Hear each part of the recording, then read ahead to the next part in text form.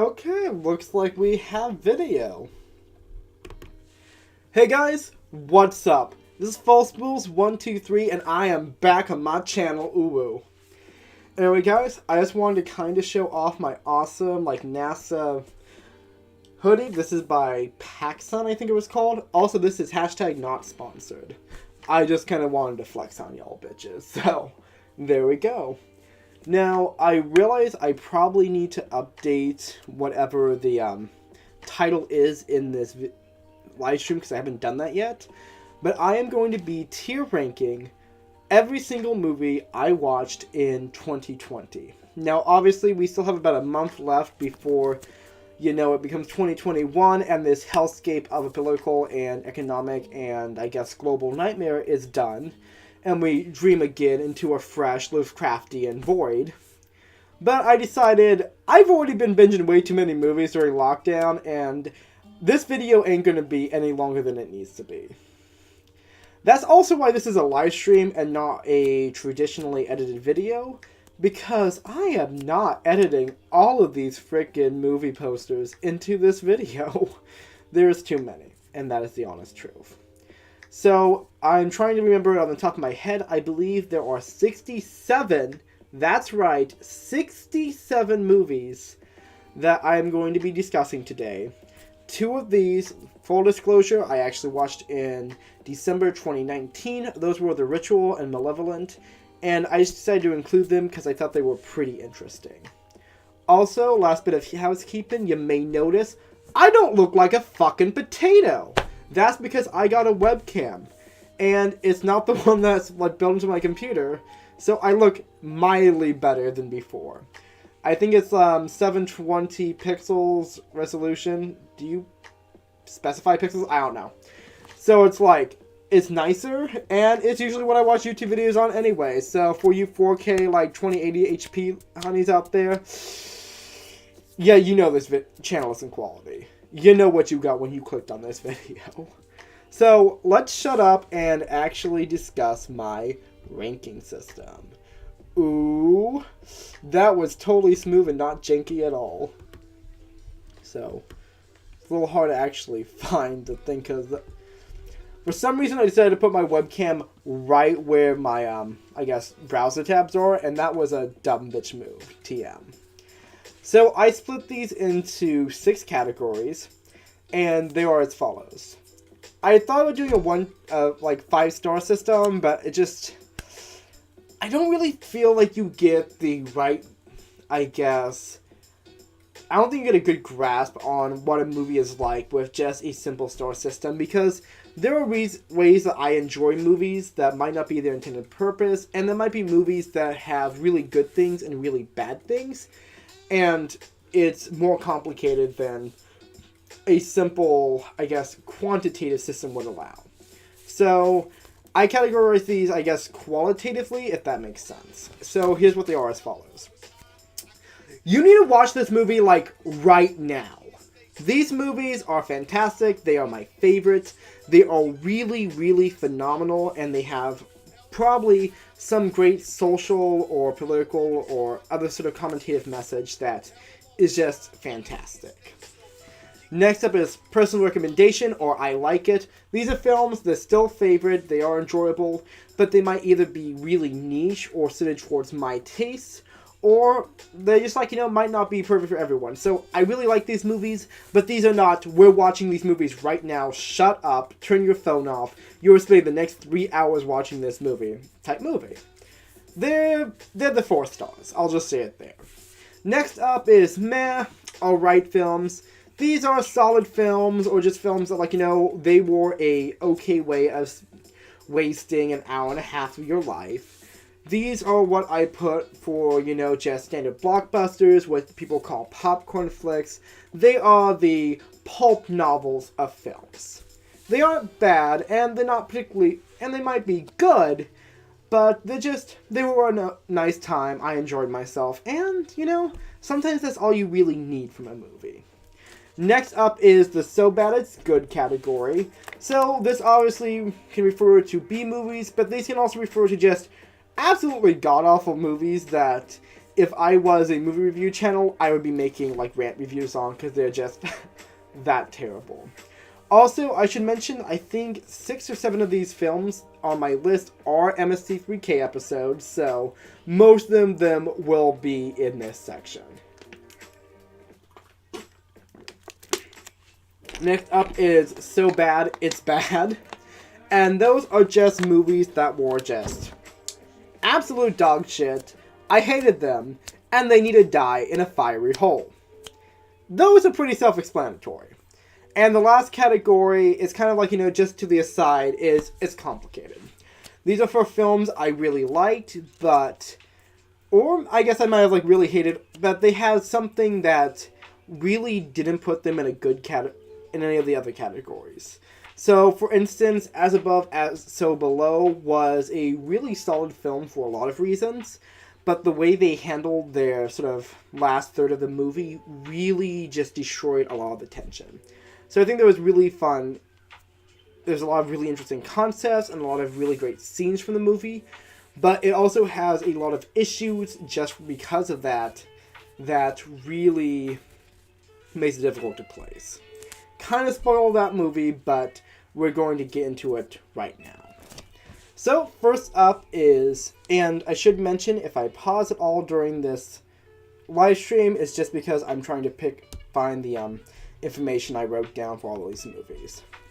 So AMI is, I believe, an acronym for Artificial Machine Intelligence.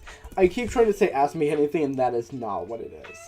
It came out in 2019. It was directed by a man named Rusty Nixon, which will now be my stripper/porno name. And it was a, American film. I classified it as techno-horror, just horror centralizing on technology. And if you agree or disagree with my genre rankings for any of these movies, comment down below. I'd love to hear from you. And I'm just checking to make sure everything is... Just want to make sure that sorry about that. That everything was going okay with the stream. Let's see. Yeah, there we go.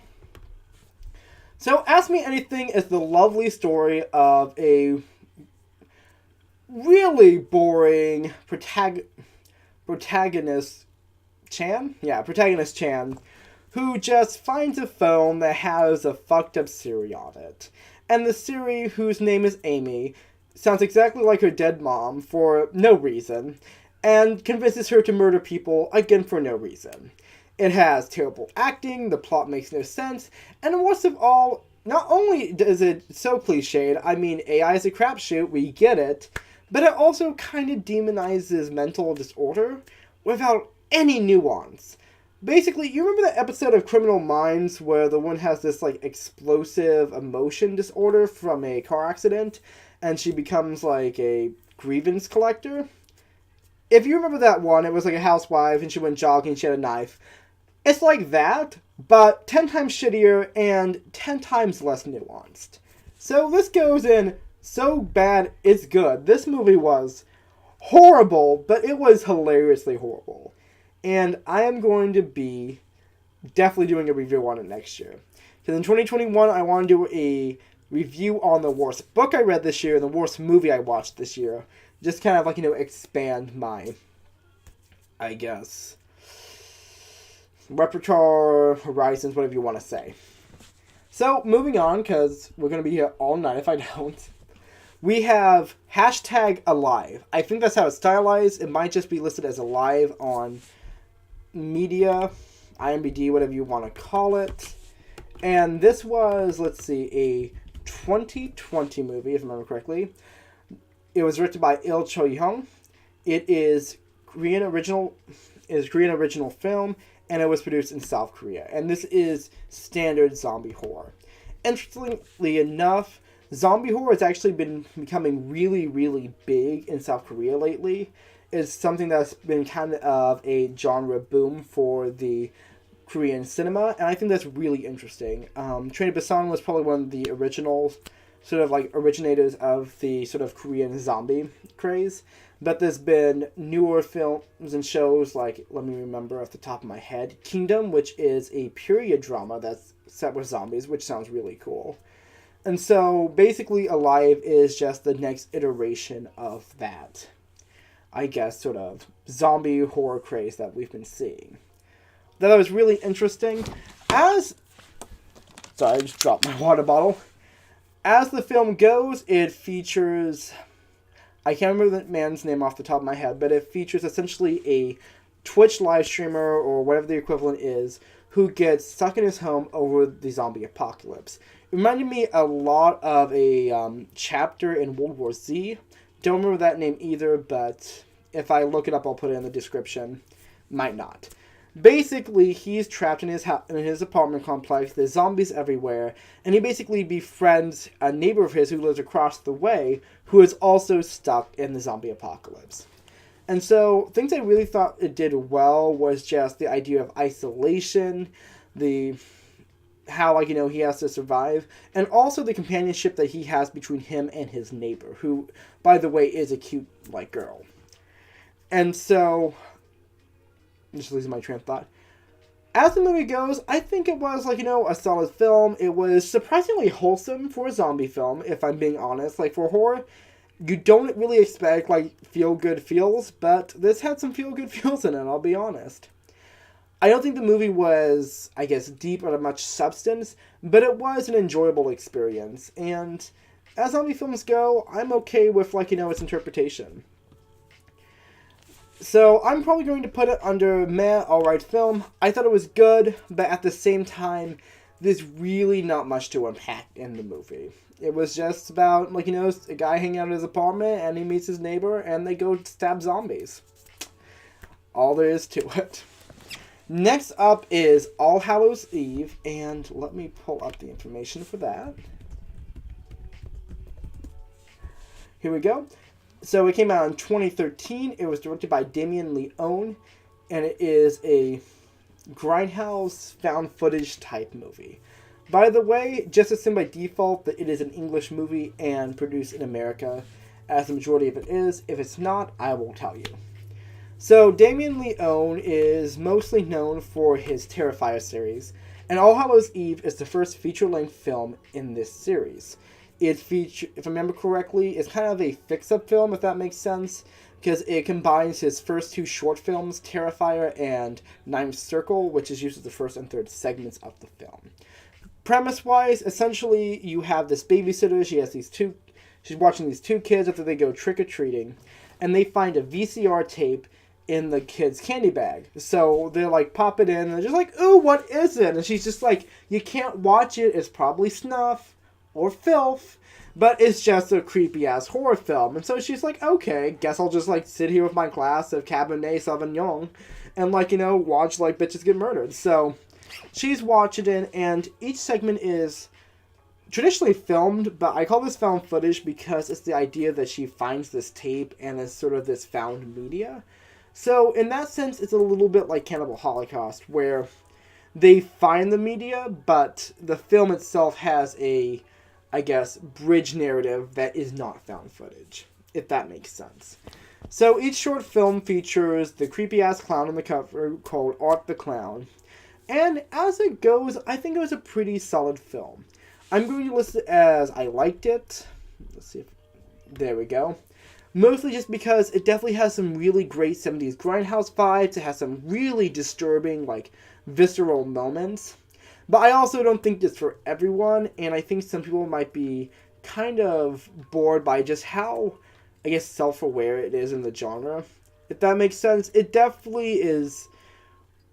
I think it's a good horror film, but at the same time, it is definitely something that I think horror fans would enjoy, and casual watchers might be put off by. Next up is a film that I disliked. I'll just start with that. And it's called Apollo 18. I'm just going to... here it is. It came out in 2011, and it was directed by Gonzalo Lopez Gallego. It is a United States-Canadian film, and this is also found footage, traditional found footage, and in space. So, really unique, genre combination. You don't see much space horror on, the market, and you don't see I don't think I've ever seen or heard of a found footage space horror movie. So, really interesting, unique premise. Basically, the idea of it is that it's set up as a mockumentary where people upload a bunch of secret DoD NASA footage of the Apollo 18 mission, which does not exist. Like, officially. And so they're like, why did we never go back to the moon? It's probably aliens or something. Well, spoilers, it is aliens. And the aliens are not gay space rocks. They're just dumb space rocks. And that's pretty much the entire point of the movie. It drags on forever. It's not very visually appealing, if we're being honest. Everything is super overblown and whitewashed just because of the setting. And it just becomes very dreary to look at and a little hard to watch with just like the white balance and the contrast of the film. Like, it literally hurt my eyes the first time I tried to watch this just because I was a little drunk, but it was also very, very bright. Also, the 70s effects, because I was doing some research on the film, and they used 70s lenses, which I thought was a really interesting way to get that vintage look. And it didn't really add much to the film. I liked the idea that they were trying to sort of imply a 70s film quality, but it mostly just looked very ugly, if you understand. I think that's really sad because All Hallows Eve also had some 70s vibes, if you remember. And they did a much better job at conveying that time period and sort of aesthetic without relying to some gimmicky, Snapchat filters.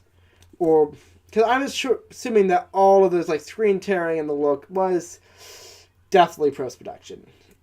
Anyway, so Apollo 18 is so bad it's bad. It is just not a good film, and it's schlocky, and it's really boring. And that's all I have to say about it. I should mention that I believe 10 or 11 of these films I've actually done full, drawn-out reviews of on my blog, the Boolean blog, and I'm going to probably post this live stream, embed that on my blog as well, in case. So if that's where you're coming from when you watch this eventually, hey. But let's get back to the point. As Above, So Below is from 2014, and it was directed by John Eric Dowdy? Not sure how to pronounce your name, sir. And it is a found footage film. Premise, basically, you imagine National Treasure, but set in the catacombs of Paris.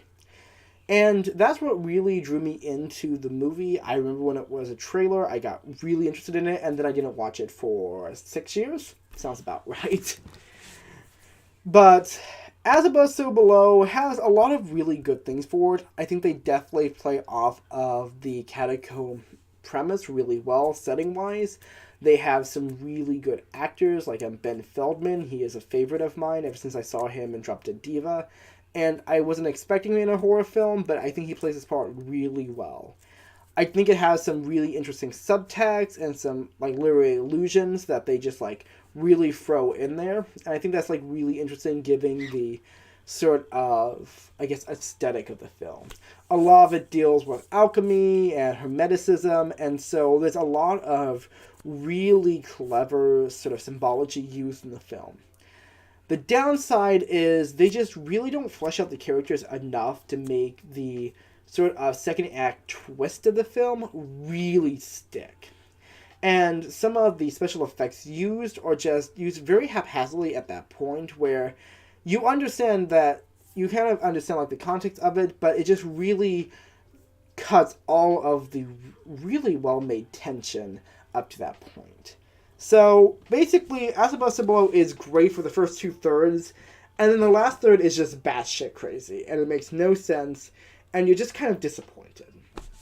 So, for that, I'm going to put it under It's Complicated, because it has some really great moments for it, but overall, the film definitely sinks down quite a bit by the end of the movie, and so it's really hard for me to place. Next up is Atlantic Rim, and this was, if you have never seen MST3K The Return, is I believe the second or third film in The Gauntlet. And it's basically a rip-off of Pacific Rim, obviously. But let me pull up a little bit more information. Okay, there we go. So it came out in 2013. It was directed by Jared Kahn, and it is obviously science fiction. It's giant mechas. And I was actually doing some interesting research on Jared Kahn and his production. I guess production, publishers, producers, thank you. And essentially Atlantic Rim is just one of many different movies created as mockbusters, which essentially means that they are essentially spoofs or rip-offs of more popular movies that came out. This one obviously is a rip-off, like I said before, of Guillermo del Toro's just fantabulous Pacific Rim, which is, honestly, it feels a bit like Neon Genesis Evangelion, but let's not get into that. So, basically, there's some sea monsters, and they're attacking people, and the big bad soldier boys gotta get in their mech suits and punch those monsters in the face. In the face. Basically, guess what? It's not shit acting, the effects look terrible, and honestly, it is just a really bad movie. I did not like it. It was so bad, it was not good, it was just bad. And I don't even want to think about how lame this movie is, so there we go. Next up, and give me a second just to pull it, is Atar the Fighting Eagle, which was from 1982, directed by Joe Diamante, and it is an Italian-American collaboration film. So, Atar the Fighting Eagle is, interestingly enough, I was doing some research on this as well, and essentially brought on as a sort of competitor towards the very popular Conan the Barbarian franchise. And so, Diamante, I believe his name was, let me just check. Yes. So Diamante, I'm not sure how you pronounce it, basically wanted to create this series as a way of just cashing in on a more popular franchise by making a cheap knockoff. If I understand correctly, this would also be called a Swords and Sandals film, which was a popular type of gladiator style, sort of like, I guess, Herculean, classical type of movie made by a lot of Italian filmmakers as a type of B-movie genre.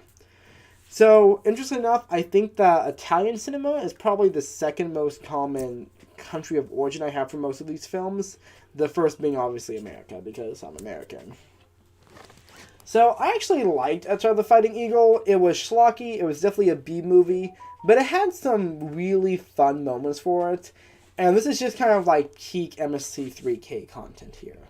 So, I'm going to put it under So Bad It's Good, because it was dumb, but it was a fun time.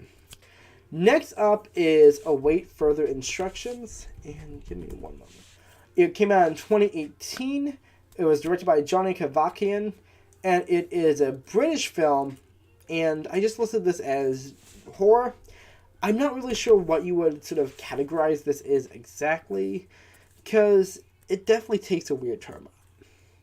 And anything else I could really use to define it would be a bit spoilery, so we're not going to do that. Await Further Instructions basically starts with a mixed-race couple, and for context, it is a, I guess, Anglo-British person and a Pakistani-British person. So, obviously, every country has its own sort of racial histories, and there's definitely, at least I have discovered, some racial tension between those two, I guess, ethnicities, but we're going to get into that. And they're going to have a proper British holiday. Is that what they say? Do they call it holidays if it's an actual holiday? They're going to have a proper British Christmas at, like, their family home. But guess what? The dads are drunk. Everyone's kind of kind of racist, it's just, and it's a bad time. And so they're like, hey, I'm sorry all of my family have been making really offensive Middle Eastern Islamophobic jokes at you all Christmas long, so we're going to leave first thing in the morning. And she's like, aye, let's get out of here. I'm just here for the ride. And so they try to leave, and guess what? They've been quarantined. And so the first half of the film is basically a really interesting look into obedience and toxic masculinity and authoritarianism, and a lot of really interesting, social aspects like that. And there's definitely some subtext that implies that that's definitely the way that the movie was meant to be, viewed. The way the movie ends, however, just really breaks all interesting conversation, or I guess commentary of the film, and just replaces it with some really dumb, confusing, and cheap special effects that I don't want to specify because, once again, spoilers.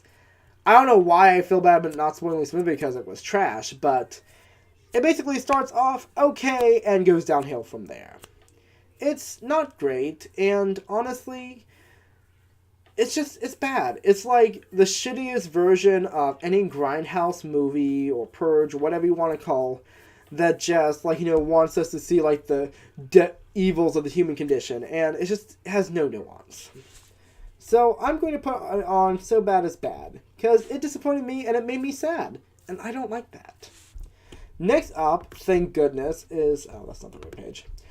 Is a movie that I actually liked, and that was Blue Ruin. It came out in 2013. It was by Jeremy Saulnier, and I would probably call this a crime thriller, if that makes sense. So what happens is that you have a... excuse me. So give me 1 second to pull up this man's name because I can never remember it.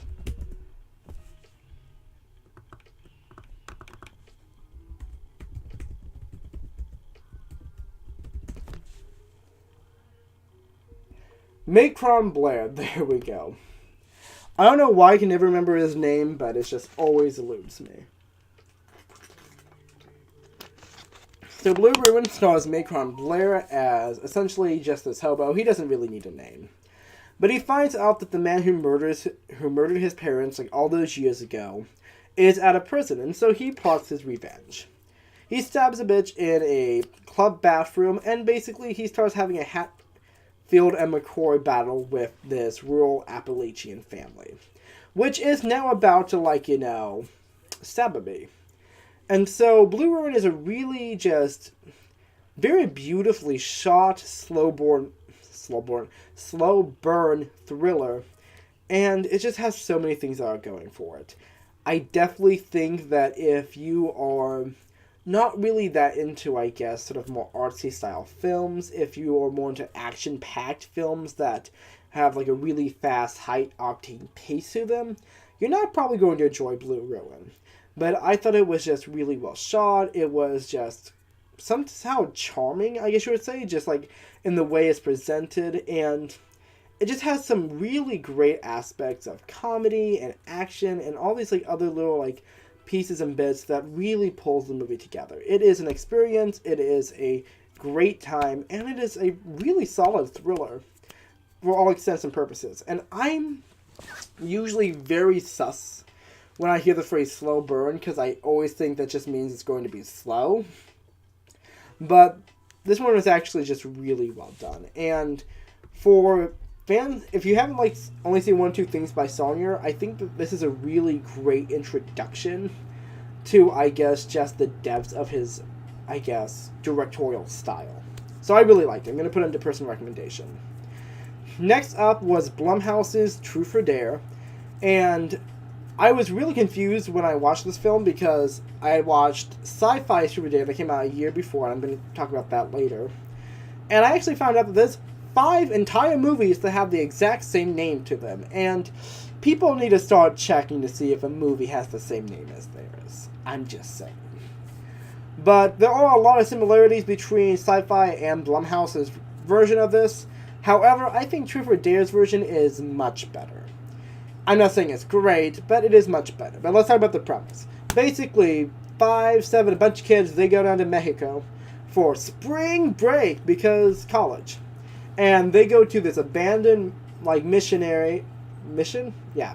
They go to this abandoned mission, play a game of Truth or Dare, and oopsie daisy, they might have had a demon latch onto them, and it's now forcing them to play a party game. And so, as it goes, I think it was really well produced. It's Blumhouse, of course it was. And as plot goes, it wasn't bad. You had some characterization for the characters. It wasn't deep, but it was something. And I think, overall the execution was well done. I think the ending was kind of trite, especially since it felt that they were really trying to set up a sequel, which I think movies should really be self-contained, or at least be mostly self-contained with the hint of a sequel, but the way they did it, it was much too open-ended. And that just did not provide enough closure for the film. Overall, I don't think it was a bad time. If I watched this in theaters, I wouldn't complain. But I don't think it was the height of cinema or horror movies in general. So this is a meh, alright. So next up is one of the movies I watched, mostly for cinematic value, but I had a lovely time with it. And that was Brokeback Mountain. Let me see what year that... Oh, I cannot spell. Here we go. It came out in 2005, and it was directed by Ang Lee. And obviously this is a romance film. So Brokeback Mountain follows the lives of Jack and Ennis, I believe that's his name, who essentially are cowboys who, and I don't remember, Colorado, I mean somewhere like, in the American Midwest. And essentially they find out that they're super freaking gay for each other. This being the 50s, around that time period, they can't just be like being all homo with each other. And so they essentially have to hide their relationship as a secret. And they meet up over the years, over and over again, on Brokeback Mountain, which is the mountain where they first met and also fell in love. And so it is just a really emotional, just so freaking sad, 2-hour-long, story about them, their lives, their relationships, and how, they've never really gotten the closure of being able to live together. And also their own internalized homophobia. And so it is just a really impactful and emotional drama and movie. And I also think it's just a really important film to watch, not only for the film buff, but for those that are really interested in understanding queer cinema, since this is just such an amazing cross-section of, that experience. It's also really interesting to note that Brokeback Mountain is an adaptation of a short story. I don't remember the author's name, but I just thought that was interesting that it was actually created from a published work. And the author actually, I believe, consulted on the movie's production. So that was pretty cool. I'm going to put this in, you need to watch this right now. Now, I know the prompt suggests that I would literally force my friends to watch this right now, but it is a 2-hour-long movie, and that's a bit too much of a commitment for some people. But it is so very good. It is a movie that everyone should watch at least once. So, let's move on. So, next up is the original Cabin Fever, and if I remember correctly, this came out in, if I can spell, 2002, yes. Now, the 2002 version was written and directed by Eli Roth, and this is actually his debut film. Long story short, it's about a group of teens who are up to a cabin in the woods. You know, that movie, and I'm just teasing. And they all basically get a flesh-eating virus stuck in them. It is gruesome, it is gory, and it is, weirdly enough, a strangely slasher-esque style movie. I think it does a lot of things really well, and I really liked Eli Roth's sort of debut because it shows his comedic side along with his sort of gruesome, gory grindhouse side. And so Eli Roth is a very distinct voice both in horror and in grindhouse, and so I think this is a really interesting sort of, I guess, look into his work and how his mind worked back then. Some definite issues I have with the film is I was not big in the surrealistic aspects of it. I really felt that they kind of drew me out of the film. I think the pancakes scene was interesting. I think it was, like, a interesting bit of tidbit from cinema, what am I trying to say, Ryan? I think it was an interesting bit of cinema trivia. There we go. But as, in the film, it just really drew me out because it was just so surrealistic and out there compared to a much more grounded film overall. So, the original Cabin Fever, I'm probably going to put both, because I have the second one right here, the Travis Zarni remake from 2016. And so they're both going to be going on the same section, because I liked both of them equally. I know, flame me in the comments, I suck. But the issues I had with the original Cabin Fever was mostly just the language. This was written in 1998, so a lot of the language was using 90s slang. And that's not usually a bad thing, it's just they also use things like the R slur, which is not okay to call people that, and gay is a pejorative, which is not okay to call people that either.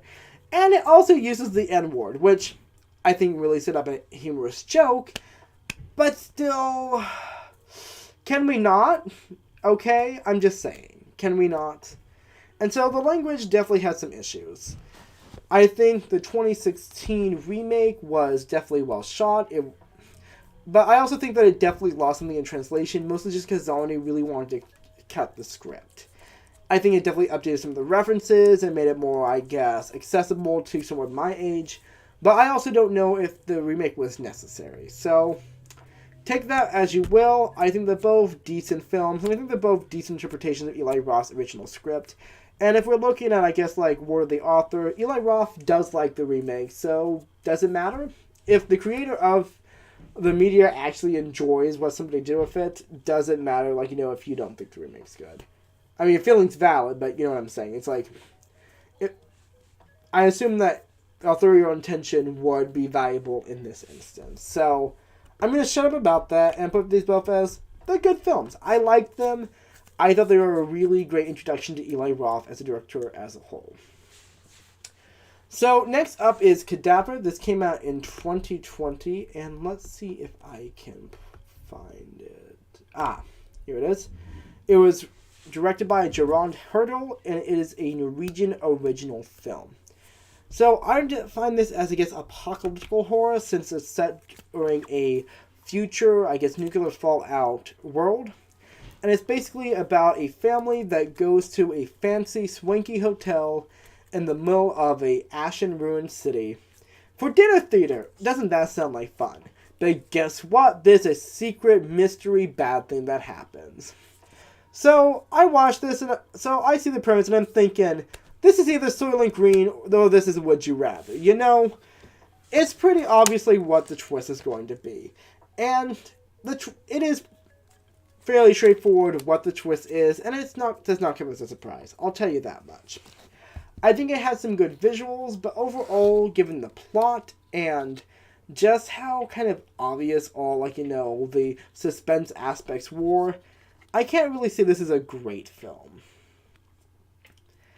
I'm going to put it under alright film because, it was a time, but definitely understand that it falls on just the absolute thin blue line between and eh. It was a movie. And it's not something I can really say is, that great.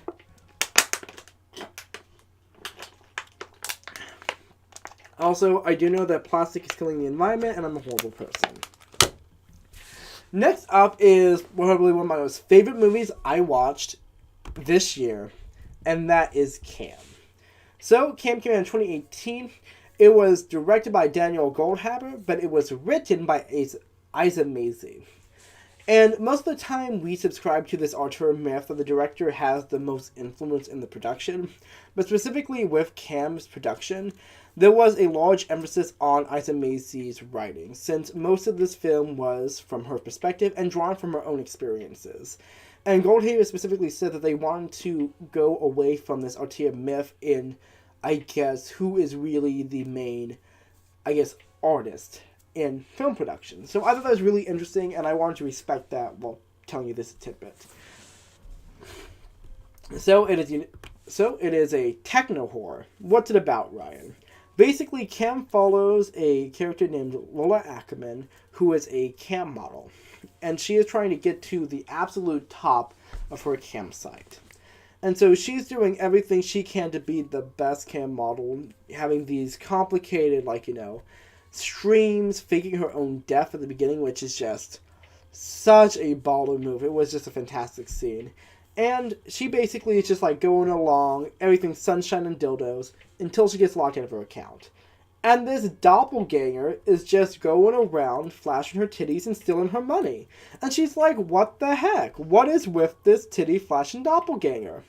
And so it basically becomes a psychological thriller where she's trying to figure out how to get her life back, literally, while also dealing with sort of the more darker and discomforting aspects of cam modeling.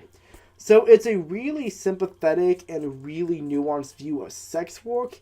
It doesn't, it doesn't exotify sex work, but it actually just shows Lola as a fleshed out, relatable protagonist that isn't defined by her sexuality, even though it is a major part of her life. And so I think it's just is a really well done film. I definitely would call this feminist horror, even though, straight white male, probably shouldn't say shit like that, but it's definitely a film that is very female centric and has a very, really great social commentary message to it. One thing I really liked about the movie was that Lola was very devoted to her, camming. It wasn't just a means to an end for her, it was an actual career that she had a passion for. And so there's just so many aspects of this film, from the scoring to the cinematography to the actual plot, that was just so intense and so well done. And it's great. It's amazing. Obviously, don't watch this with kids because, as I said before, it involves sex work, and them kiddos do not need to be seeing no titties in the horror films. But also, what kids are watching horror films, I don't know. I'm just saying, this is definitely R-rated for partial nudity, so now you know. Anyway, you need to watch this right now. This is a film I would literally make people watch with me. Next up is the original Candyman. If I remember correctly, it came out in the 90s, but let's pull up an exact date. 1992, Bernard Rose, and it is, I would say, sort of the first urban legend slasher style movie. Actually, I believe it would be the first urban legend slasher style movie. So Candyman essentially follows a folklorist who is trying to delve into this urban legend of the Candyman, who is essentially a cross between Bloody Mary and the Hookman legends. And it is set, I believe, in Chicago or a similar city, and is dealing with the Cabrini Greens project. And so, first of all, I believe that Candyman is at least one of the first black slashers that we've ever had.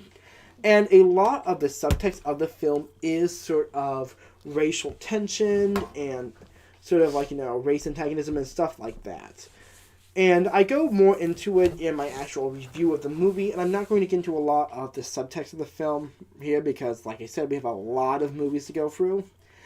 But it's a really well done film. There's a lot of social commentary, there's some great scenes, and I just think it is a really unique and just really special horror film. It's definitely something I think that any horror fan should watch, and I definitely think it has a lot of really great aspects to it if you like things like folklore, if you're interested in slasher films, or if you just want a very unique spin on the slasher formula.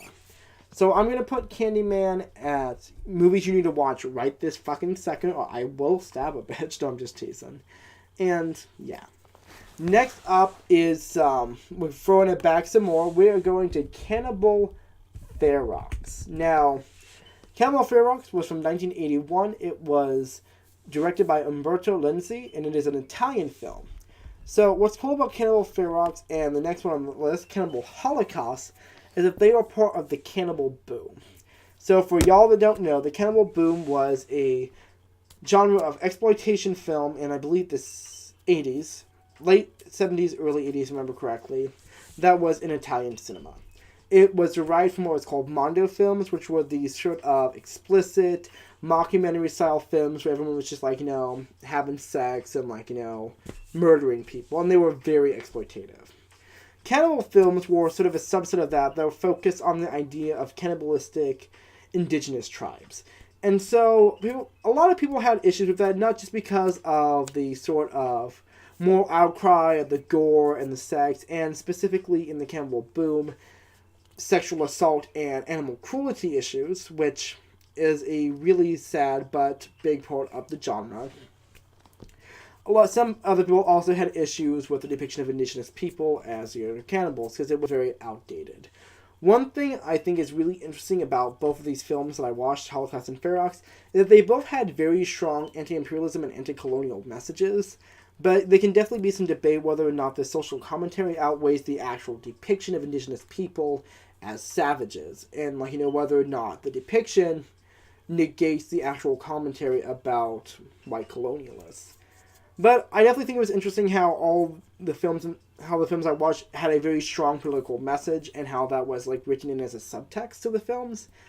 But let's actually get into not the history and the subject and all that, but what the actual movie's about. Fair Rocks follows Lorraine DeSelle's character, who is an anthropologist, and she's going to, I believe, Uruguay. I don't know if that's how you correctly pronounce the country's name. If it isn't, I'm sorry. To basically debunk the concept of cannibalistic tribes in the first place, which I'm just like, okay, a little bit meta, you know. And she says, essentially, and I could not find this quote, but it's such a good quote, that cannibalistic tribes are simply a myth made by colonialism to essentially be another answer to white man's burden. Oh, they're eating people, so we need to go and bring all of our Christianity and guns to them. And so it's basically saying that the idea of the cannibalistic tribe was a racist myth. So I thought that was a really interesting aspect. Basically, throughout the film, they meet up with this drug dealer who was just batshit insane. He's doing all this cocaine, and he's just being a general dick to, like, you know, these native, like, you know, tribes in the area. And so, because he murders one of them, they're just like, well, now we're going to murder you because that's our law system, and it sucks to be you, white boy. And so, Lorraine DeSalle and all of her, basically, friends and acquaintances get brutally and horrifically murdered because they kind of done fucked up. And so, I thought it was really well done, surprisingly. It's definitely very schlocky, and it is definitely a B movie. But I think that overall, the grindhouse aspects, sort of the absurdity of the situation, was just really well done. And so, if you like really schlocky, really just over-the-top B-movie style films, I think Cannibal Ferox is definitely like something for you. Because of its B-movie status, I'm putting it in so bad it's good, because this is definitely not your sort of traditional, like, based film. Cannibal Holocaust is very well known in cinema land, or movie buff land, or whatever you want to call it. And I'm just going to pull up a little bit of information for you. 1980, directed by Ruggero Deodato, also Italian, and this is really special because Cannibal Holocaust is seen as the progenitor for the found footage movement. So most people list found footage as beginning with the Blair Witch Project in 1987, I believe, but it was heavily inspired by the usage of found footage in Cannibal Holocaust. Basically, what the movie's about is that this professor essentially goes into, once again, I believe, somewhere in South America, to discover lost footage created by this Mondo documentary crew. So, Cannibal Holocaust directly references the Mondo genre, which like, you know, the Cannibal boom was based off, which I thought was cool. They finally find, like, you know, the footage, and it's this sort of strange meta, like, you know, look into them unpacking this footage and forming a documentary movie around Cannibal, the thing. So, the movie's called The Green Inferno, but the movie itself is called Cannibal Holocaust, so it's a film within a film style film. So there's a lot of kind of meta aspects as they discuss, like, you know, the actions of the filmmakers and whether or not they were okay, which, spoiler, they were not. And at the same time, there's also, like, a lot of commentary about censorship and what people should show and if there are things that people should not know about. And also, I guess, the ethics of filmmaking. So there was a lot of commentary, not only about colonialism or going places you should, or, like, you know, the ethics of documentaries, and, like, you know, whether or not you should be able to insert yourself into the story, but also, like, you know, a lot of other aspects as well. And so it's a surprisingly deep movie for a exploitation genre about racist depictions of indigenous tribes. So there's definitely that. Some things I definitely did not like about it was shaky. It was very hard to watch some of the footage, the shaky cam. It literally made me nauseous in some scenes. But what else made me nauseous was the actions of the people in the movie. This movie isn't scary more as it's repulsive, if that makes sense. The actions of the characters are just so over the top. I'm going to say evil. That feels like a bit dramatic, but it's accurate. They are just cruel, unempathetic, and unyielding people that you don't want to look at the screen just because of how awful this stuff is presented.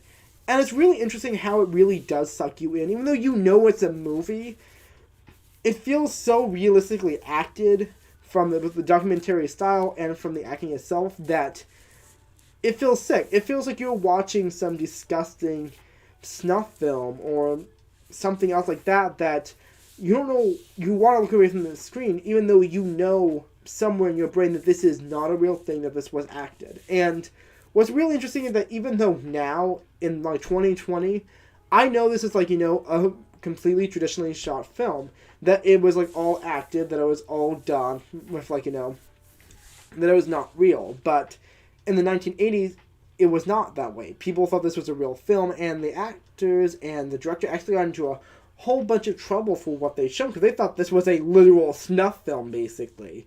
So there was a giant outcry over it. And so it's definitely a really hard movie to watch, and if you are not a film buff or a film critic, I don't really recommend anyone watching it, because it is hard to stomach, literally. So for all those reasons, I am going to put this under It's Complicated, because it is a really impactful horror movie, is a really impactful movie in general, but that shit was hard. Like, that shit made me sick to my stomach. I just could not, okay? So I'm just stretching a little bit. Next up was, I'm trying to remember its name, because not all of these have good fonts, I will tell you that much. And that was, just started blanking for a second, Cry Wilderness, 1987, directed by Jay Schlossberg and Conan. So I specified this as a children's fantasy, best way to describe it. And it's about a boy who meets Bigfoot in the Pacific Northwest somewhere, because that's where we have Bigfoot. Actually, I should mention the Pacific Northwest is well known for sightings of the Sasquatch, but that's not the point. So it's not a great movie, but it's not a bad movie either. It has some fun aspects to it, but overall it's just much too campy to really have any substance to it. The villains are super cartoonishy, the main characters are just also incredibly cartoonishy. This was an MST3K episode from The Return, and I literally thought that some of the actual dialogue was like the riffing dialogue that, like, Elliot Callan wrote, and so I'm thinking, like, when are they going to be talking? And then I realized that was their actual voices. So if that gives you any indication of, like, what this film is like, hopefully so. It's a type of film where it sounds like a very hard, like, out there comedic script, but the scenes in which, like, it's very campy, it's very cartoon, and I'm not really explaining it well. But overall, like, it's a fun time, but it's a fun time not in the way that it's meant to be. This is much less, what was it, Harry and the Hendersons. This is just, it's bad, but it's bad in a good way. That's as much as I can give you. I'm sorry. So I'm going to get onto a movie I can properly roast, and that is Demonic. That's not right. Give me a second.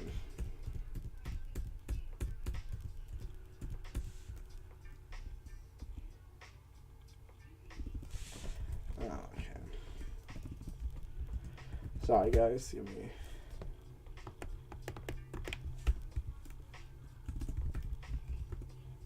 There we go.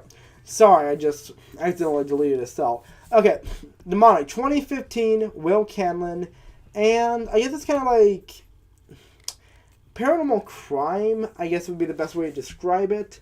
It's essentially follows a police officer or police detective who is interviewing or interrogating, wow, I can really talk today, this teenager who is the sole survivor of this mass murder that happened in this, like, haunted house. So it's super generic and cliched, the premise, but from that sort of, like, flashback style, I guess, premise, it was an interesting, like, idea there.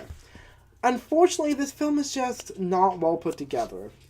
I think the premise was decent, and I like that aspect of it, but the actual flashbacks, the actual meat of the story was just very generic. There was some paranormal investigators, there was some spooky stuff on the camera, one of the characters has, like, a psychic, like, episode at one point, but it's not well done. The sort of like demony plot stuff didn't really make much sense, and the ending makes no gosh darn sense. And it's just a hot mess, like, from start to finish. So, I was just really disappointed by this film. I felt kind of like, cheated.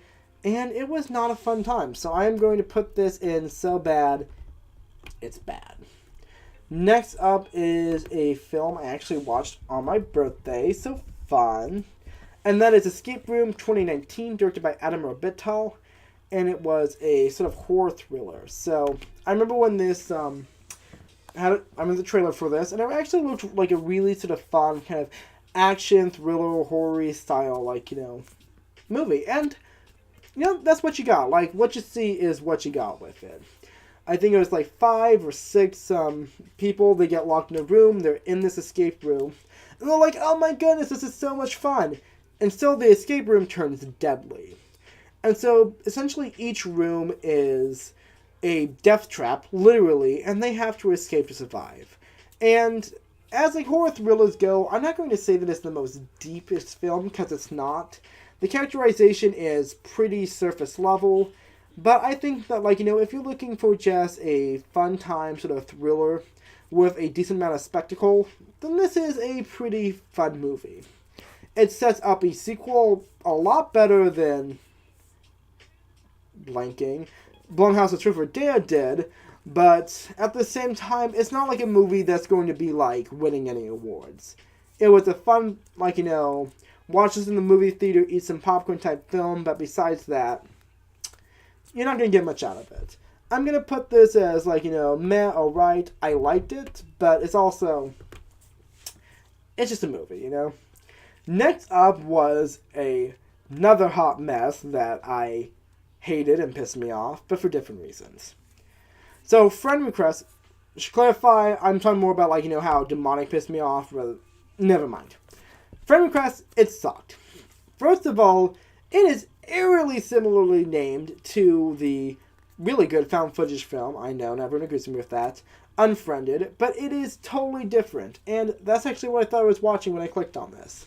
But Friend Request is not about cyberbullying. It is about a girl who is just so cool and popular, and she's blonde, and she probably plays sports. That horror trope that we just are totally not tired of seeing. And she has, like, oh my goodness, so many friends on the Facebook, but legally distinct from Facebook. And so she's, like, in class, and they're talking about internet addiction, and she sees, like, this weird goth girl, and so she decides to be nice and be friends with her. But then there's, like creepy emo chick starts, like, being weird and stalkery, and she's like, oh my goodness, I thought we were friends. Why did you blow me off and hang out with your real friends, even though we have a very, very, like, just casual relationship? And, unfortunately, the emo goth chick kills herself. Content warnings. And so, she's like, well, that's sad. Until her ghost essentially starts, I guess, stalking her and murdering her friends one by one using her Facebook page as a way of, like, indicating who's going to die next. And honestly, I think that could be definitely an interesting story there from that premise. Like, a ghost with a Facebook account who's just really mad at the world and wants all of her, like, friends by literally, I guess, killing them. But the execution is just bad. The plot makes very little sense, especially since they set it up as a sort of bookcase ending, which just completely invalidates any characterization we had to this slasher ghost. And it's tried. It's jumbled, it's messy, the characters are just terrible actors, and literally nothing they do makes any sense whatsoever. The special effects are just cheap, I'm going to say that much. It looks like a trashy haunted house in every scene, and you're just like, why is there a dead body in this bathtub? There's no cohesion. That's what I'm trying to say. Like my conversation, there is no cohesion to this movie. And it just comes off as, what the fuck did I just watch? Because it makes no sense. And I feel really bad that I watched this film. I also feel really bad for the producers. I think their names were Weiderman and Berg. Because they are really good producers, and their name is now on this shit film. So that is going to be under so bad, it is bad. Because this shit was bad. Next up was some good shit, and that was Ginger Snaps. Now, I got this movie recommendation from my boss. He really loves sort of werewolf, lycanthrope, shapeshifter types movies, and he said that this was great. So I'm like, okie dokie, I'll look it up. It came out in 2000. It was by John Fawcett, and it is Canadian. Ooh. Like I said before, it got some werewolves in it. A wooga. And so it essentially follows two sisters. Basically, just imagine the Saska sisters as teenagers, and you got a pretty good idea of like what they look like and how they act. And they're just hanging out, being buddy-buddy, and taking photos of themselves in, like, suicide murder, like, deepfake photos. Which, honestly, is a hobby, and that's something you can do with your life. And so, Ginger Snap, basically what happens is that they're walking through, like, the woods one day. One of the sisters starts getting on the rag, and a werewolf, bites her because he can smell that blood. And so she starts becoming a werewolf, which mostly for her means dressing a lot more provocatively, and starts banging, the local, quarterback jock. So, she's got that going for her. Her sister's just like, what the hell? I thought we were pals, but now you're being a slag and, murdering men because of, your homicidal rages. And so she starts hanging out with the local drug dealer, who's also an alchemist/chemist. And so, okay, they're just hanging out with, little sisters hanging out with some bad boys, but honestly, whatevs. And so what I think is really fun about this movie, not only because werewolfism, or I guess lycanthropy, was presented as a sort of parallel to puberty, and how that affects the relationship, but how much of the movie was centered upon this sibling bond, which you don't really see that much in movies.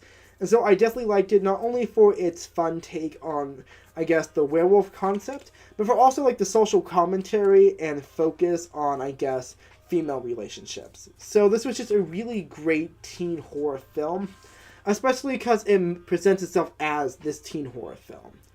And so I just think it was just really well crafted, and it's just a great time.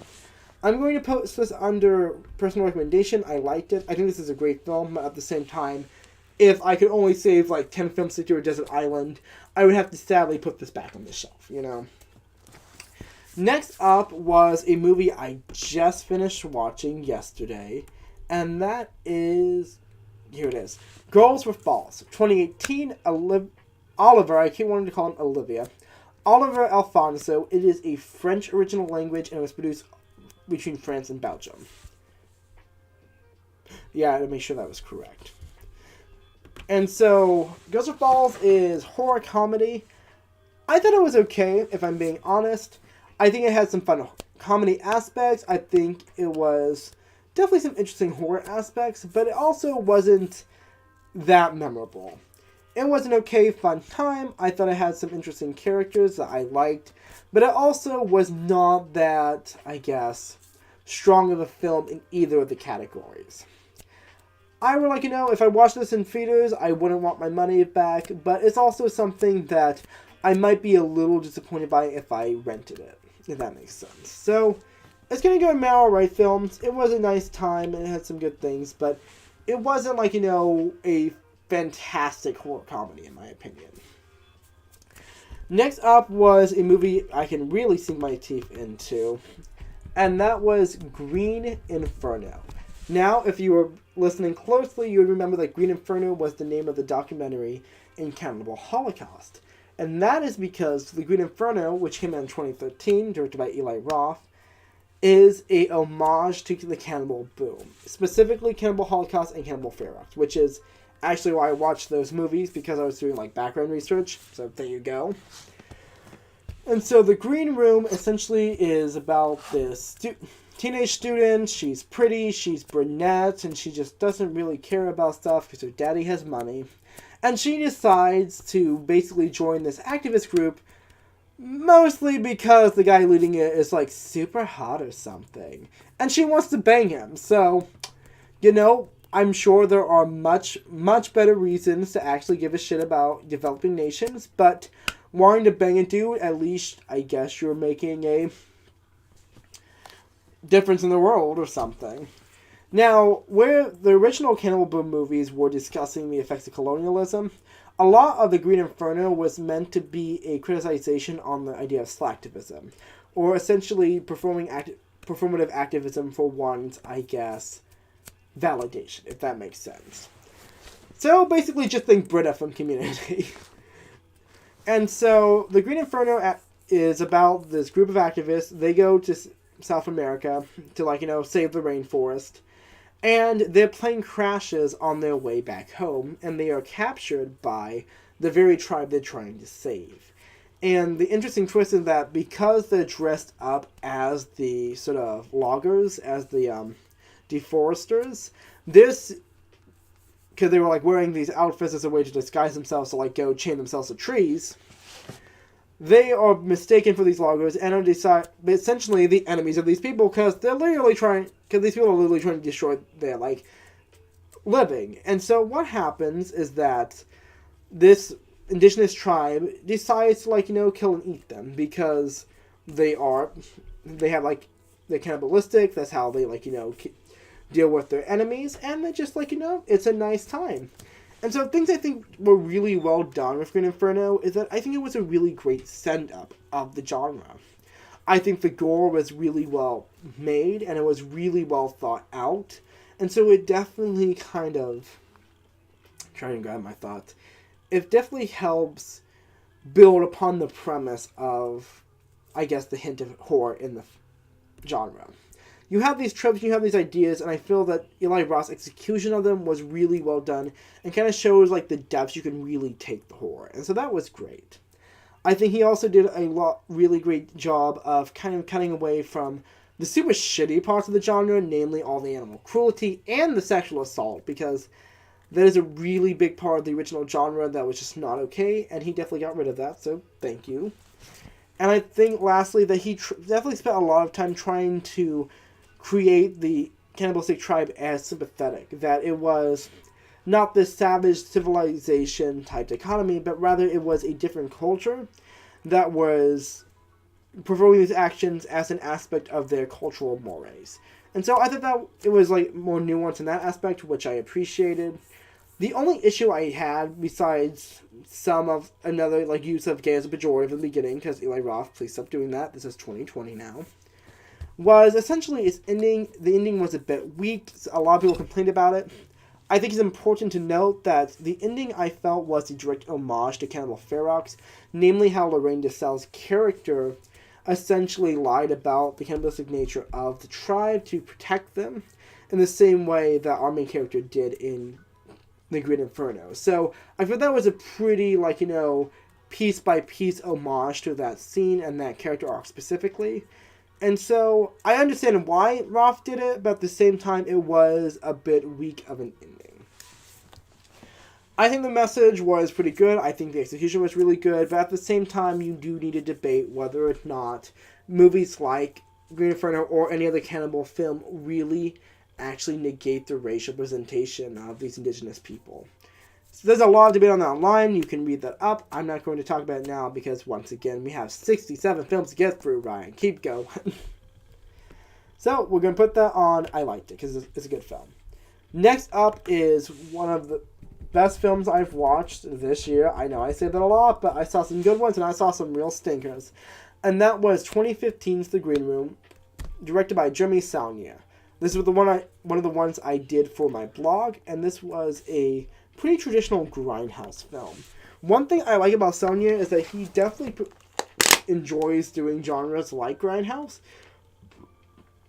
but he has a very sort of, I guess, intellectual, cinematic style of directing that is really enjoyable to watch. It's just very satisfying, especially compared to more schlocky kind of base creators, that you have somebody like Saulnier who is very cerebral with his directing, and he can present that towards more kind of nitty-gritty genres, if that makes sense.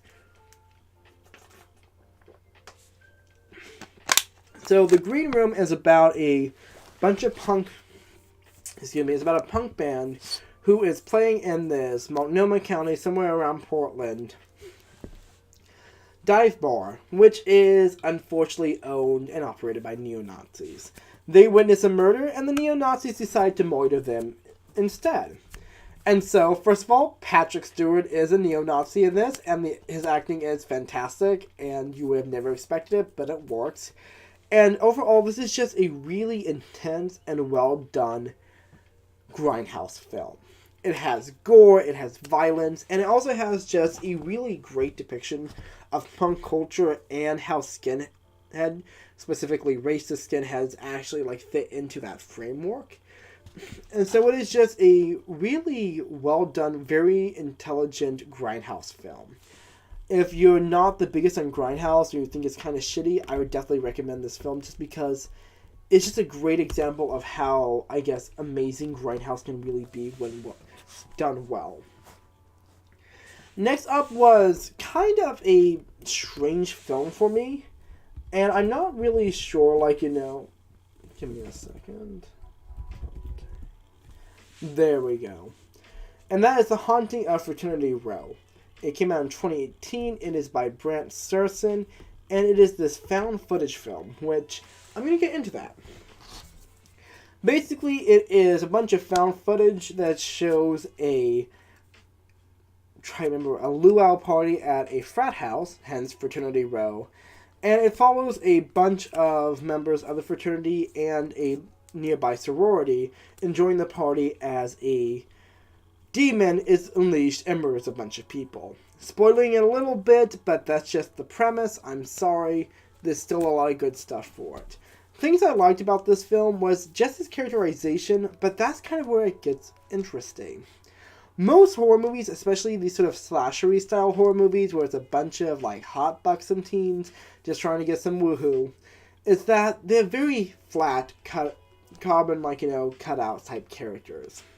I think for slashers it's kind of important to have sort of more archetypal characterization, since you're not going to be spending a lot of time with these characters if there's a high body count. Here, Fraternity Row, the characters are almost over-characterized, in the sense that I think this would have been a really great premise if it was maybe a full-length miniseries or TV show where you would actually be able to have more drama along with the horror. But the majority of the movie is just them in this, like, really just strangely wholesome, like, drama-type story where they're having backstories and they're talking to each other and they're having this sort of, like, conversations. And all the characters feel very real. They feel very, like, fleshed out. And that's kind of the weird thing, is that they spend so much time characterizing this story, that these characters, that you don't get that much horror from it. And honestly, that's kind of the weird thing about this movie, is that it's a horror movie with no horror. Not in, like, the horror doesn't, like, hit, or it's not scary, but that there's barely any horror in the film until, like, the last 20 minutes of it. And it's just a very strange movie in that sense. I saw a, review of this movie that said, this isn't even a fucking film, and I love it. And honestly, that is the biggest mood for this movie. It has these really wholesome, just relatable characters, and it has a really enjoyable, I guess, art style, like directory style anyway. And so that's one of the things that makes it really enjoyable. But from a horror aspect, there's nothing there, and that's kind of the weird thing about it. Another thing is that I feel the found footage aspect is just not really necessary for the film. I think it would have been a lot nicer to use maybe some elements of found footage, but then have everything else traditionally shot, because it really was not necessary to present it as found footage. But, they definitely did their best to have aspects of it be found footage and to, rely on that conceit. So, I'll give that to them. I'm going to put this as it's complicated because I really liked this movie for no reason, but it's not a horror film, and it's made to be a horror film, and so it's a weird time, but it was a nice time? I don't know. Next up is a movie I have more, I guess, definitive feelings about, and that is Hell House LLC. This is the first movie I ever watched on Tubi, which is this free streaming service. It's pretty chill. And that came out in 2015. It was directed by Stephen Cognetti, and it is a found footage film. I don't know if I already said that. So Hell House LLC is essentially the story of, a group of haunted house attraction, I guess, producers who rent this Abaddon Hotel in Abaddon, New York, and they're setting it up for a haunted house attraction. Essentially, the production team does a pop-up haunted house every year in a different place, and it's fairly popular. Unfortunately, this year, they chose the wrong gosh darn house. Because it's haunted as all shit, and that's not a good thing. And so, basically, what happens is that stuff starts escalating, the ass is getting haunted, ghostly goose that they didn't plan are, like, all over the place, and they are having a bad time. Another interesting aspect is that it's presented as a mockumentary, and I think as a documentary, it is done really well. It actually feels like a documentary you would watch. And so, it's actually just a really well-constructed found footage film altogether. I think the ending, it falls apart a little, and plot-wise, it's not always the best. That being said, this movie was genuinely scary, and the characters were interesting. And so, I just think it was a really solid film despite the flaws it had. And I really liked it. It is probably one of my most favorite found footage films I've watched this year. And as sort of like indie horror goes, I just loved it. So, let's go in there. Next up was, I guess, sort of mainstream Eli Roth, because I've watched a lot of his, I guess, more kind of niche backlog. And that is the Hostel series. Now, I have not seen Hostel 3, mainly because I was watching Hostel when I was on this Eli Roth kick, and Hostel 3 is not actually directed by Eli Roth, so kind of interesting there. Also, Eli Roth kind of says that Hostel 1 and Hostel 2 should be seen as kind of a continuous film, and so I'm going to just kind of judge them at the same time, if that's okay with you guys. Hostel Part 1 came out in 2005. Hostel Part 2 came out in 2007. The first Hostel is about a group of backpackers, I believe they're all American, and they go to Slovenia, I believe, or somewhere in Eastern Europe. And they stay at this hostel, but then they get kidnapped and are used for essentially snuff by a bunch of rich oligarchs who pay in for, like, the most dangerous game-style stuff. And so, they basically get to be somebody's torture fuck puppet, and that's, a really intense and not great time. Some aspects I like about Hostel is obviously the premise. I had a coworker who said that she didn't like the film because it could definitely happen, and I can feel that. Some things I don't like is mostly just kind of the change in tone about halfway through the movie, where it stopped being sort of, I guess, intense psychological terror and gore, and became more kind of like action horror, which I felt cut the movie a bit, tension-wise. I don't think Hostel is a bad film, but I just don't think it's the best representation of the concept. So, that's going to be under meh, because it was alright. Hostel 2, I think, is definitely the better of the two, and I get when people say you really need to watch both of them to enjoy the series. And that follows a group of women this time who essentially go to the same place, and they get kidnapped to be used as torture fuck puppets, which is my new favorite heavy metal band name. And so one thing I definitely like about this movie is it had a similar concept, but the execution of the concept is much more well done. And I also like the character arc of the main protagonist because it goes from weak to badass much, much better. Oftentimes in these types of movies, especially, you have the sort of, I guess, slasher protagonist character arc where you start from being weak to being capable, and that's kind of an arc that's seen in a lot of horror protagonists, mostly for just how horror works. You have to be defenseless at one point in the story for you to have the horror be effective. You should be overwhelmed by these obstacles, but at some point, if you're going to survive, you need to grow as the hero, complete the journey, and become capable. And so I think Hostel 2 really manages to do that, and she really gains her own, and just becomes a capable sort of survivor of this film. I think that's much more well done. I'm being really vague about this because Hostel is definitely an interesting series, and it's definitely a really interesting take on Grindhouse.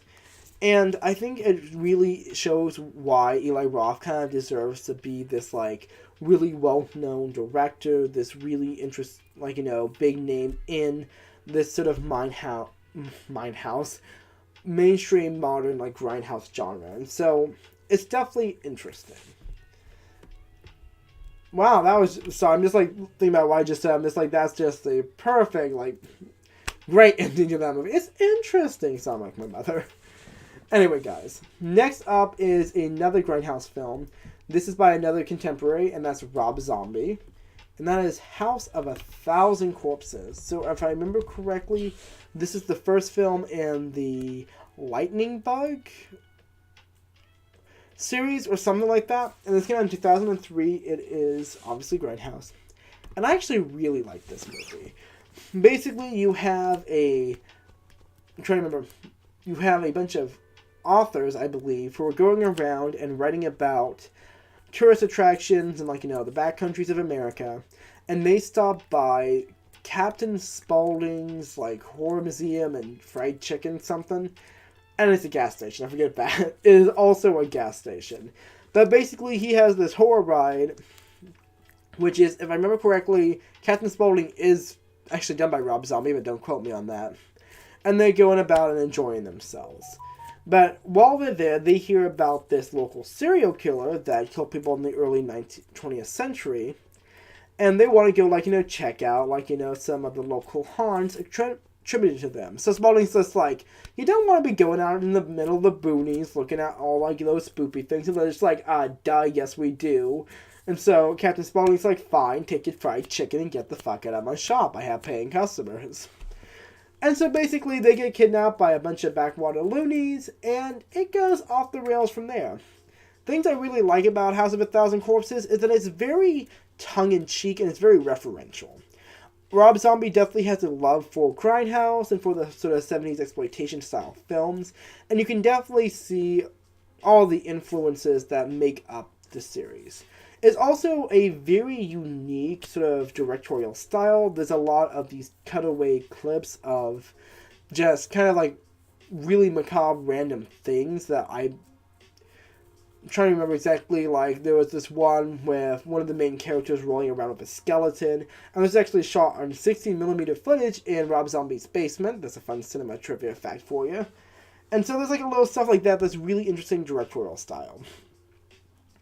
Basically, imagine Rocky Horror Picture Show, but if it was directed as a grindhouse film, and you get a kind of sense of where House of a Thousand Corpses, I guess, style is. It's very campy, it's very referential, and I think it is a really interesting, fun time, but it's also one of those movies that just screams B-movie.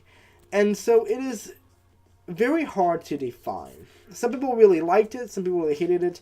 I liked it. I thought it was a fun time, but I can also understand why some people would not, because you definitely kind of have to be in on the joke to enjoy it, if that makes sense. Next up was a film that just pisses me off every time I think of it, and that is Hunger For, 2014, Drew Casson. It is a British film, and I believe it was found footage. Yep, it was found footage, which just once again nails another nail into that dead-beaten dog coffin.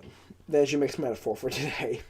Hunger For is about a bunch of British teens who are witnessing an alien invasion that makes people act like crazy zombies, and it's just bad. The plot makes no sense.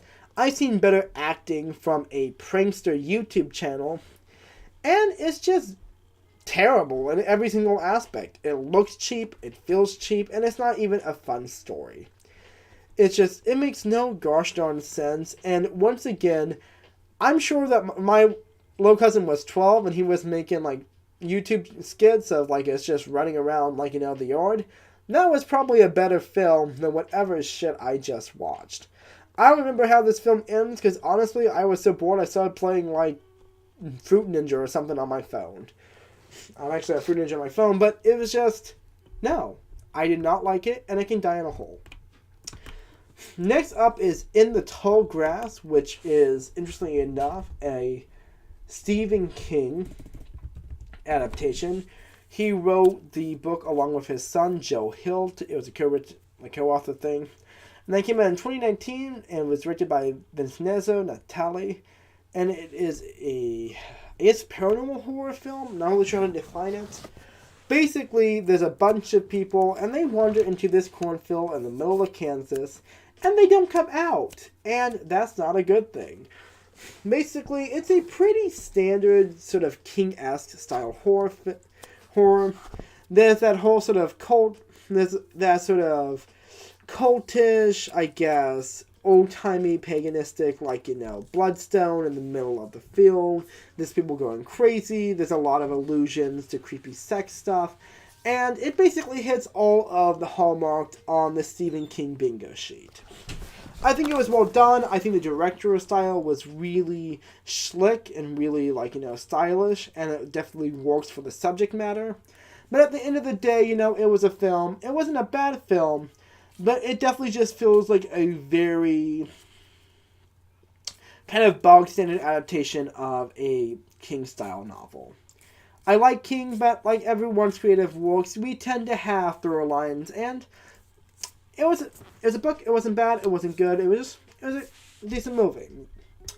Next up is something that is so distinct, and I love it, and it's great, and it makes me happy every time I think of it. And that is a movie I should have seen so long ago, enough preamble, Jennifer's Body. Oh my goodness, I love this film. 2009, Karen Kusama. It was a blanket paranormal horror, sorry. Jennifer's Body stars Megan Fox, and basically what happens is that she's hanging out watching the big newest emo band, and then the bar burns down. And that's really messed up. So she goes off to, hang out with some bad boys and leaves her friend Needy in the middle of, a smoldering pit before the ambulances come. And that's kind of a dick friend move. Just saying, Jennifer, but we'll get into that. Basically, what we find out happens, is that Jennifer kind of got a demon shoved up in her. And that's not a good thing. And so basically, she started to seduce a man about once a moon, consume their flesh and blood so that she can, stay healthy and not have the demon suck all of her life force out of her. And so what's really well done in this movie is just not necessarily a period piece, but how just sort of exactly set in the early 2000s culturally this movie is. Everything is very, very distinctively 2000s, from the music to the fashion to just this overall aesthetic.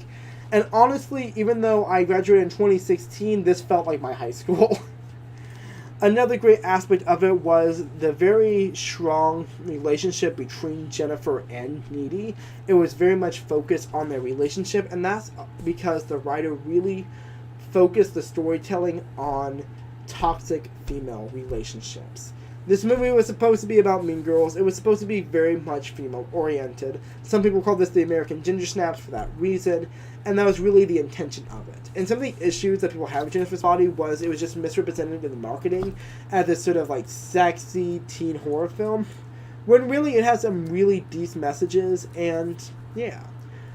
I'm kind of surprised I haven't seen Jennifer's Body, especially because one of my most favorite AOGs, the Echo Rose AOG, has a lot of sort of references and sort of it definitely has that sort of aesthetic that Jennifer's Body protrudes. And I just think anybody my age, sort of early Gen Z or late millennial, will really love this film just because it's amazing. I'm going to put this in. We're going to watch this right now because I will use any excuse to watch this movie again. I loved it.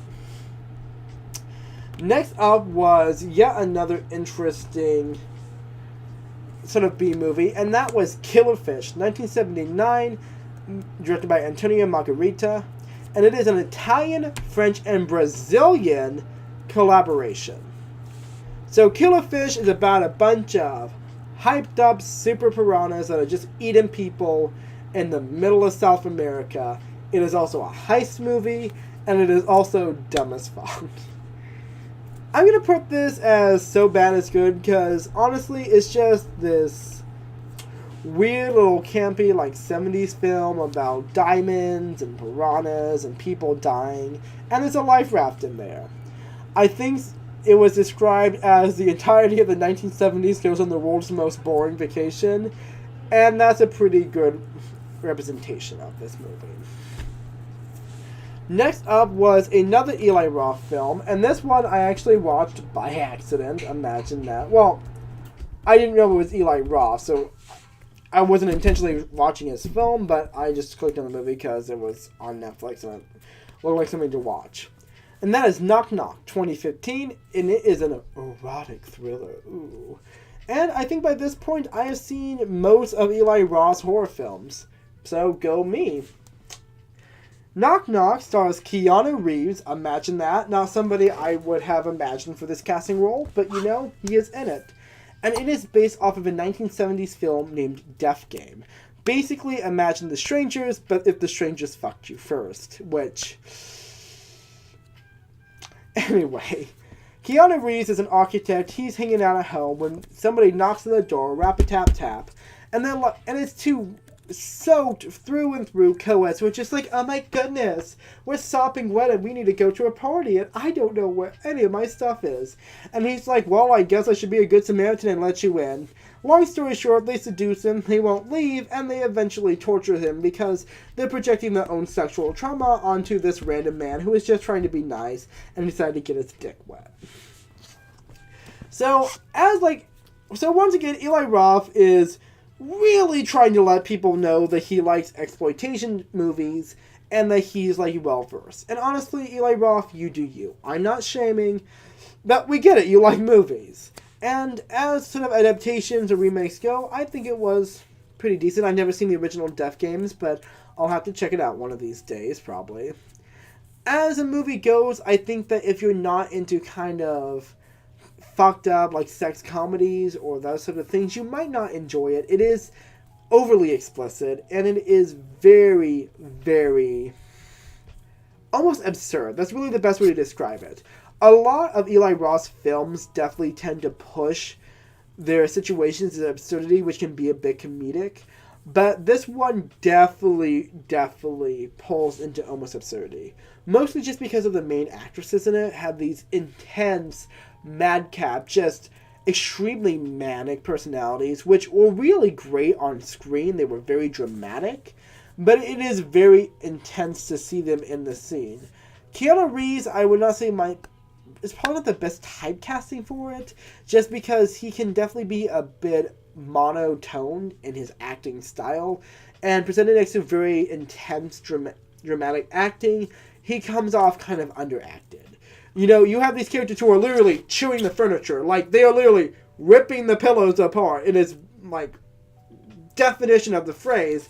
And Keanu Reeves is just like, it's free pizza! It was free pizza, and that's why I fucked you in the pussy. So, as that goes, like, you know, that's my criticism of it.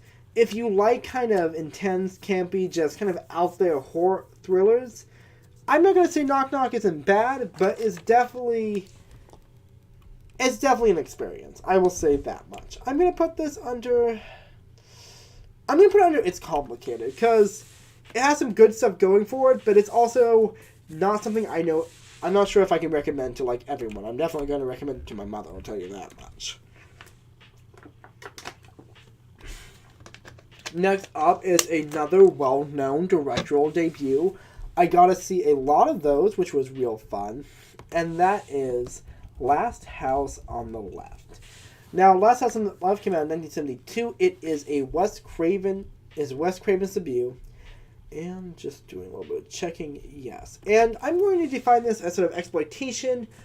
I don't know if I want to define it as grindhouse, because I'm not sure if that really defines it well. But it is definitely a very traditional exploitation film. Interestingly enough, the film is actually based off of an older movie named, an older movie, which I'm just going to look up real quick to give you the deets.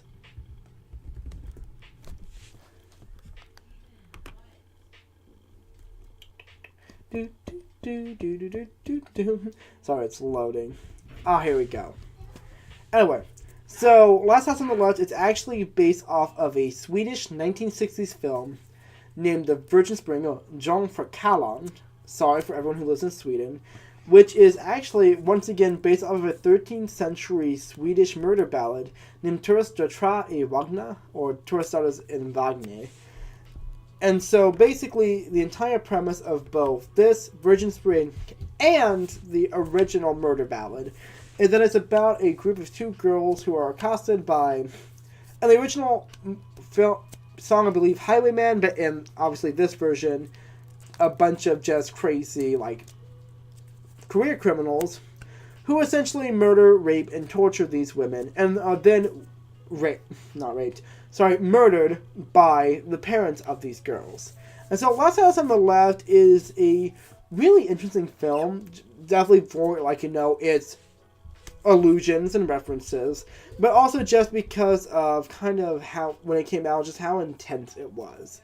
This is very strongly an exploitation film. It presents a lot of just wanton, gratuitous sexual assault and murder.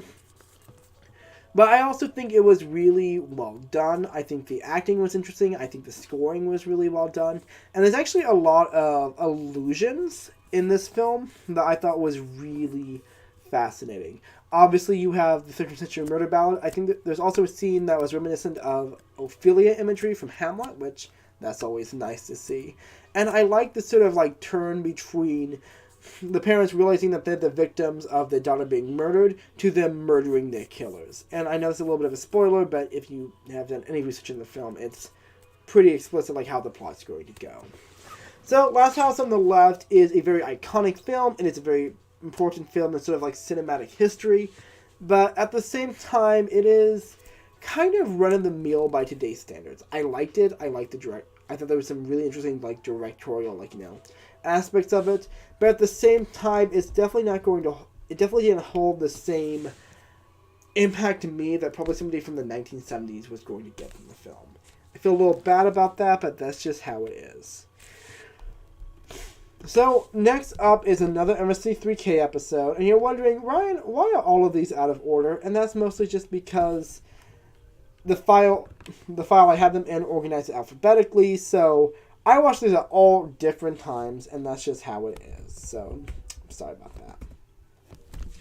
And that is The Laws of Hercules, or if I remember correctly, Le Hercule d'Artois. I'm just being a douche. It came out in the 1960s. It was directed by Carlo Ludovici Briglia. That's just a long name, sorry. It was actually in English. Both this and that other Italian movie I mentioned before, Otto, were in English, which you'll actually see a lot with foreign films because they'll do them in English for a more wider audience, which is always interesting. And this was an Italian-France production. This is another sort of swords and sandals era film, and it basically follows Hercules, who basically just has a lot of waifus, and he goes and defeats the evil dark sorcerer to protect his new flame. I had a fun time with it. It's schlocky, it's definitely a B-movie, but it's the type of B-movie that's just good in how obnoxious and terrible it is. Next up was another MS3K episode, and most of these were from the Gauntlet. I don't know if I've ever actually finished the original Return season, and I just feel really bad because I loved everything about the remake of MS3K, and now that I've seen it, the original one is just... it's just not as good. I'm sorry. Lords of the Deep came out in 1989, and it was directed by Mary Ann Fisher. That's awesome. Female directors, we love to see it. And it is a... I know it is kind of a ripoff of another film, but I don't remember what film it was. It basically follows this C-Lab style, research facility that's getting attacked by these underwater creatures. And it is super dumb. The acting is just so flat and cardboard. The plot makes no sense. And the creature design, I think it was supposed to be scary, but honestly... the creatures were super cute. They were like these glowing eye, like manta rays, and I want a plushie of one. That's all I'm saying. But I really love just how charmingly B-movie-ish it was. And so I'm going to put this as... it's about as good. Like, I really liked it. It was a nice time, but it was also nice just because of like how cheap it was. If that makes sense. It was lovely in its B-movie status. I hope that makes sense. Next up is everyone's absolutely favorite feature-length McDonald's commercial, and that is Mac and Me, 1988 Stuart film, and it is the biggest ripoff I've ever seen. You see this and you're just like, isn't that just E.T.? And bitch, it was. But it was E.T. with more explicit sponsorship. Mac and Me follows... Definitely, his name was not Mac. He had a different name, but I don't remember it. And he was from Chicago. But it follows a little boy who is actually paraplegic. He is in a wheelchair. And he is from Chicago, like I said before, because they mentioned that a few times. And he discovers an alien that's really into sugary beverages like Coca-Cola, not sponsored, but it was. And eating McDonald's fries, because literally this entire movie was like the Emoji Movie. But it actually had some semblance of a plot, and it wasn't explicitly an egregious cash grab by Sony Animation. Come at me, Sony. I dare you. And so, it's bad. It really is. It makes no sense, and the acting is okay. But it is very clear how exploitative the movie is, especially since the whole thing is essentially a giant commercial. That being said, it was a funny and kind of like dumb commercial, and so I will give it a pass. It's going on my So Bad It's Good, because even though E.T. is a cultural phenomenon that is just amazing, Mac and Me is at least a humorous attempt at trying to rip it off. You know, like, I ain't going to blame them for trying. Next up was a film that I actually really enjoyed, and this was my first introduction to Jeremy Saulnier, and that is Murder Party. Which, give me 1 second. So I just need to take a second to look something up, because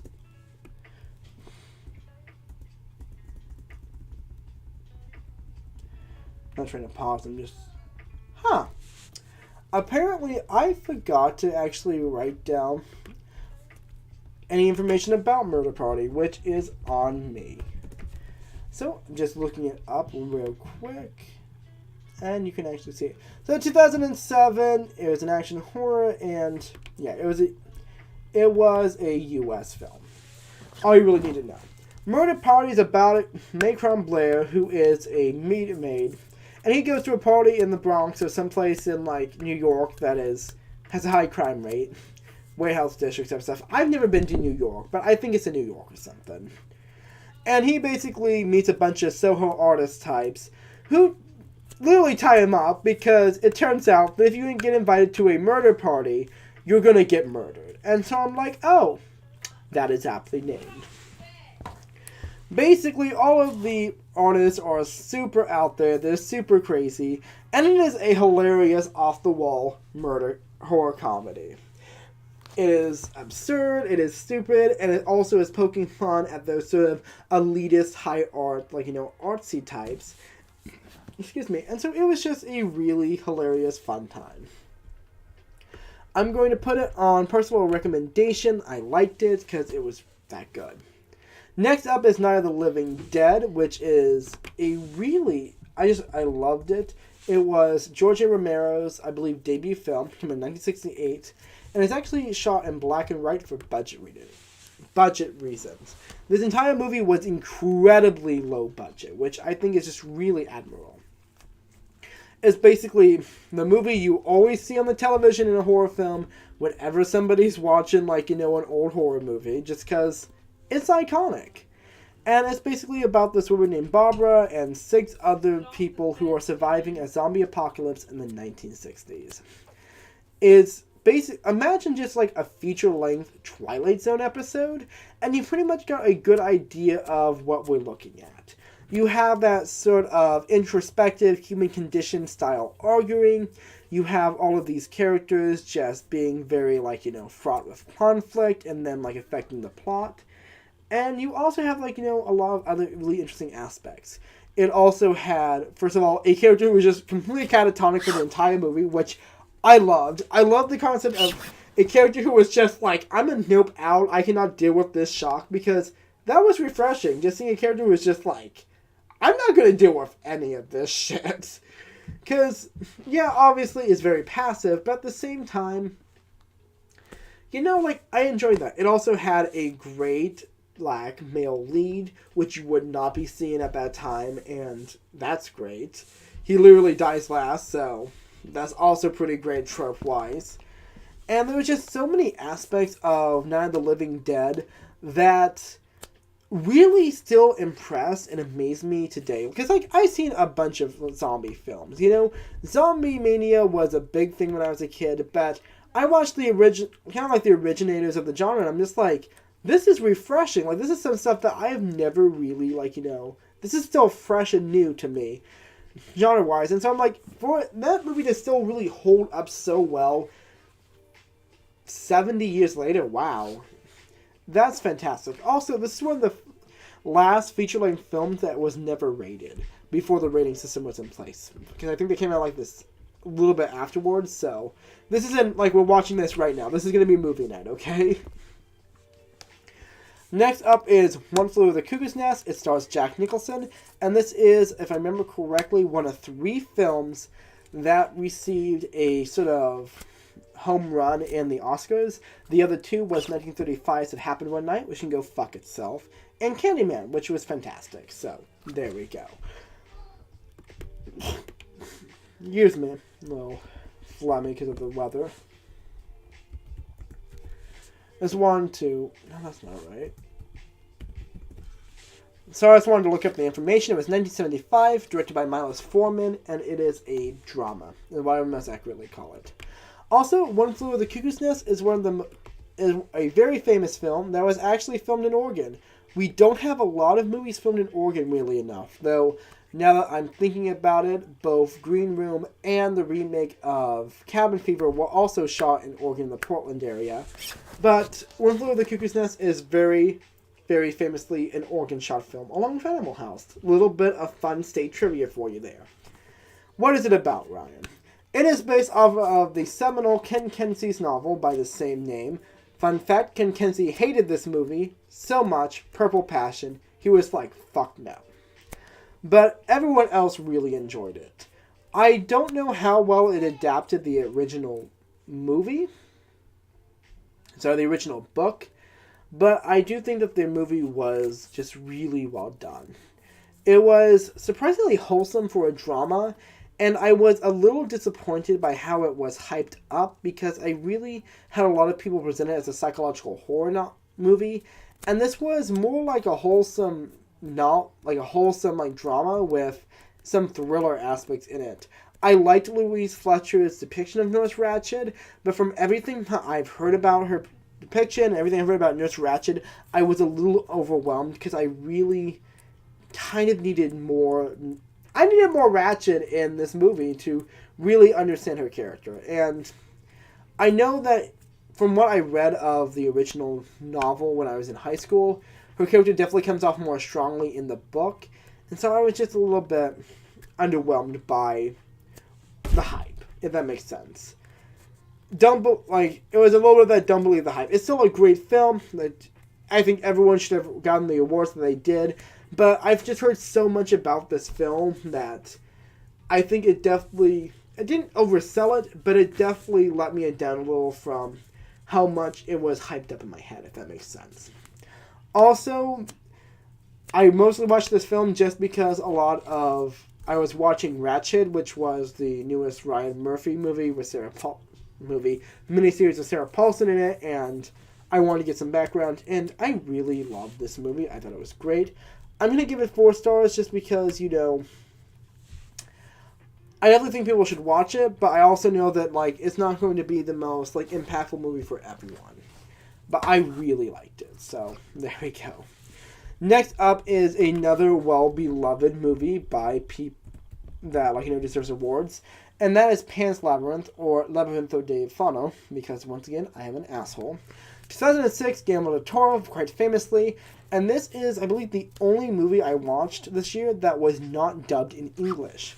Guillermo del Toro actually did his subtitles by hand because he felt that most subtitle work was subpar, and he really wanted to make sure that anyone who was not a native Spanish speaker would be able to enjoy the movie correctly with appropriate dialogue. Some people say this film is a movie with subtitles that doesn't feel like it has subtitles. I can kind of feel that that's really the case.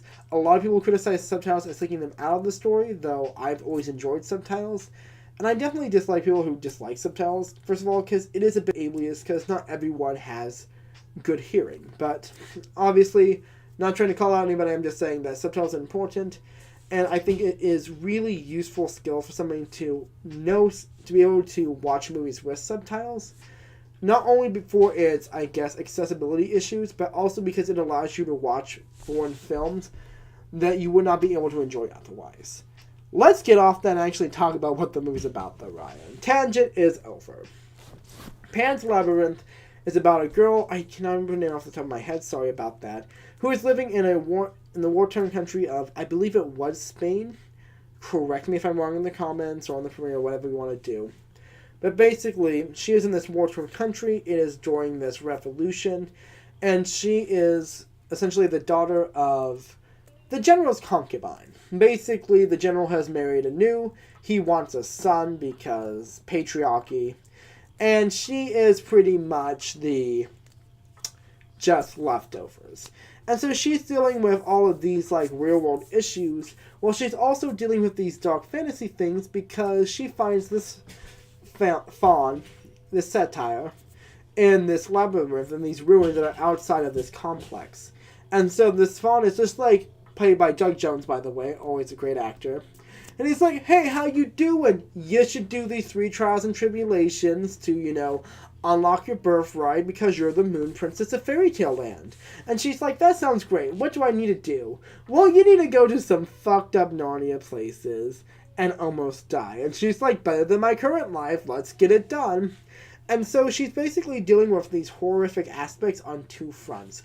Both in this war-torn country where these, just with the oppressive dictatorship of the current regime, and with, these revolutionaries trying to survive and fight for a better tomorrow, and with these literal horrific, sort of otherworldly aspects. And so there's a lot of discussion about obedience and going with the status quo in this movie, and there's just a lot of subtext in the movie in general. I also like how ambiguous it is about whether or not what she's seeing is real or not.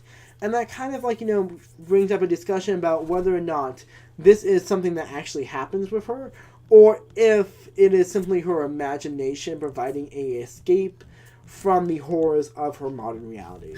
And so there's just so many great things about this film that I really enjoy. It is just so well produced, it is iconic, and it is really macabre. I'm going to say you need to watch this right now, because if we're watching a horror movie, we have a horror movie in front and you've never seen this, you need to see it. You need to watch it right now. What are you doing? Next up is a movie that don't believe the hype. I don't get why people like this. And Spielberg needs to stop saying that this movie is good. Wow, I just want... Yeah, tell me how you really feel, Ryan, but I did not like it. It was Paranormal Activity 2007, directed by Oren Pillay, and it is a very, very quintessential found footage film. In the sense that this is the found footage series that destroyed the found footage boom of the early 2000s. This is the nail in the coffin that killed the dead dog. Paranormal Activity is a found footage film involving a newlywed couple who move into their house. Pretty sure they moved into the house. And they start being haunted by a poltergeist. Much like the movie Poltergeist. But instead of, a really quintessential, not 80s film, involving spoopy things and just iconic horror visuals, this one involves a bunch of people just yelling at their spouse, not turning on lights, and not turning off the goddamn camera when your wife asks you to turn off the camera. This just really exasperates every issue that people have with found footage. Why is the camera on? Why is it so slow? And why are you trying to create unnecessary tension by not turning on lights in your house if there's an intruder in your damn house? It was boring. The story was kind of passé, and I really don't know how this got 6 sequels. I just find it a disappointment. I did not like the film. And I feel bad that it became such a huge gigantic pop culture entity when honestly it is entirely forgettable. I am going to give this so bad it's bad because I am a salty bitch and I will not care if you come at me. I'm being serious. I do not care if you come at me. Come at me at the comments. I will fight you just because I enjoy a lively debate. Next up is Polaroid, which was an interesting film that I watched mostly just to get off of my continue watching list, and stars one of my favorite actors, Javier Botet. And I'm wondering, why are you in this movie, honey? I get that you're typecasted for a lot of things with spoopy, spindly people. But, I mean, get that back, son, but dear Lord, did I not want to see you here? Because this is a god-awful movie. 2019, Lars Kevberg. It was your kind of generic paranormal slasher movie. It's about a girl, her name is Bird, because apparently they want to make it really obvious that they were just ripping off all Stein's Say Cheese and Die novel. You ever read that? Because that's basically the plot. Except, surprisingly, a middle-grade horror novel executed this premise, so much better. That's telling you something. Polaroid is about a girl named Bird. I just said that. She gets a snazzy Polaroid camera from some beta orbiter cuck who wants to, get in her jammies. But she's just like, ew, did you just try to kiss me? No. She takes a picture of him for funsies and goes to a party where she takes a picture of all of her other friends. Guess what, fam? That's the death photo. Because in any slasher story, you need to take a photo of people so you can cross off who's already dead. In this case, it's actually relevant to the story.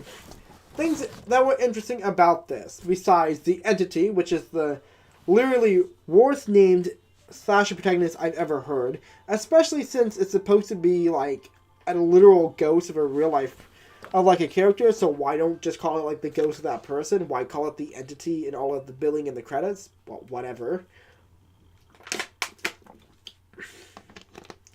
Sorry, let me get back to my rant. And it's not great. It's passe. The plot makes no sense. Well, let me rephrase that. The movie has some obvious issues that are really just an indicator of these low-budget teen slasher films. The cast is pretty bitchy and unrelatable. The plot is kind of like hit and miss. And really, there's just nothing really well done in the film. Another aspect that I really did not like was its stylistic choice to be as dark and gloomy as possible. There are plenty of movies that use light as sort of a, indicator in horror films where you need to be in bright lit places to be safe. And that's cool, and that's fine and dandy. And they kind of play with that a little bit in the plot. But literally every place they're in literally looks like it's lit up like my house in a blackout. Everything looks like it was lit by candles. And that's why I would like to personally, just for the gag, commend the main light. Give me a second. Got my bit. Anyway, what I was saying is, I would like to personally commend the person that actually dealt with the lighting in this movie. Because it was fantastic. Because this movie was so dark that if it wasn't well lit, you would not be able to see jack shit. And I'm going to have to go to the IMDb page. But overall, it was just a run-of-the-mill, trashy, kind of like, teen slasher film. And it was not worth my time. It was not worth anyone's time. The only person's time it was worth was Javier Botet, because at least that man got a paycheck, and he can go do a much better film somewhere else with his spoopy, spindly body, because he is beautiful and I love him. And I am trying to look up the main lighting person for this movie, and I am not being able to find it, which is sad. So, I'm going to... There we go. Sorry, fam. Didn't mean to touch the camera. Okay, we're good. Sorry. Hi, my name is FalseBulls123, and I don't know how to live stream. So where is it? So bad it's bad? There we go. In the trash, peeps. There you go. Next up is another horror movie classic, and I watched this, and suddenly I understood about 50% more of the jokes from Scary Movie 2, and that's Poltergeist, 1982, done by Tobe Hooper. That's right, that's the guy who also did Texas Chainsaw Massacre. Anyway, it is your... I'm trying to think how to describe it. Poltergeist stars obviously a poltergeist, and it is... Wow. I'm trying to think of like a schlocky way of like talking about this, but let's like get down to brass tacks. Poltergeist is an iconic 1980s film that is really prevalent in pop culture. And so many aspects and jokes and references to this and so much of the media that I've consumed as a child that it really feels like I recognize so many parts of the film. But let's talk about what it's about and what I like about it. Basically, a family moves into this housing development because the dad's an architect, and they start discovering poltergeist activity in their house, like cold spots, objects moving across the floor, things falling, like materializing out of nowhere, and stuff like that. This is all fine and dandy until the youngest child, the little girl, gets sucked up into a demon hell portal like that one movie I hate, Insidious. They get some paranormal investigators, they get a medium, they talk some medium psychobabble, and they finally get the kid out, and that's when they discover that the classic horror trope, which I'm pretty sure this actually spawned the joke, that their entire complex was built on Indian burial grounds. That's why it's cursed. And it just starts this absolutely fantastic, though ultimately very campy scene of these coffins literally shooting out of, like, you know, the ground on seemingly hydraulics. Just literally, like, coffins popping out of nowhere, like, the doors opening, the corpses just, like, falling flat on the ground. And it's like, oopsie-daisy, dead bodies. There's so many great things about this movie and this movie, and there's so many iconic scenes that you really just get a really great sense of pop culture in general. Because this movie has influenced so much of not only horror, but I guess, like, you know, comedy and a lot of, like, you know, shows. Just because of how iconic and how really fun this movie was.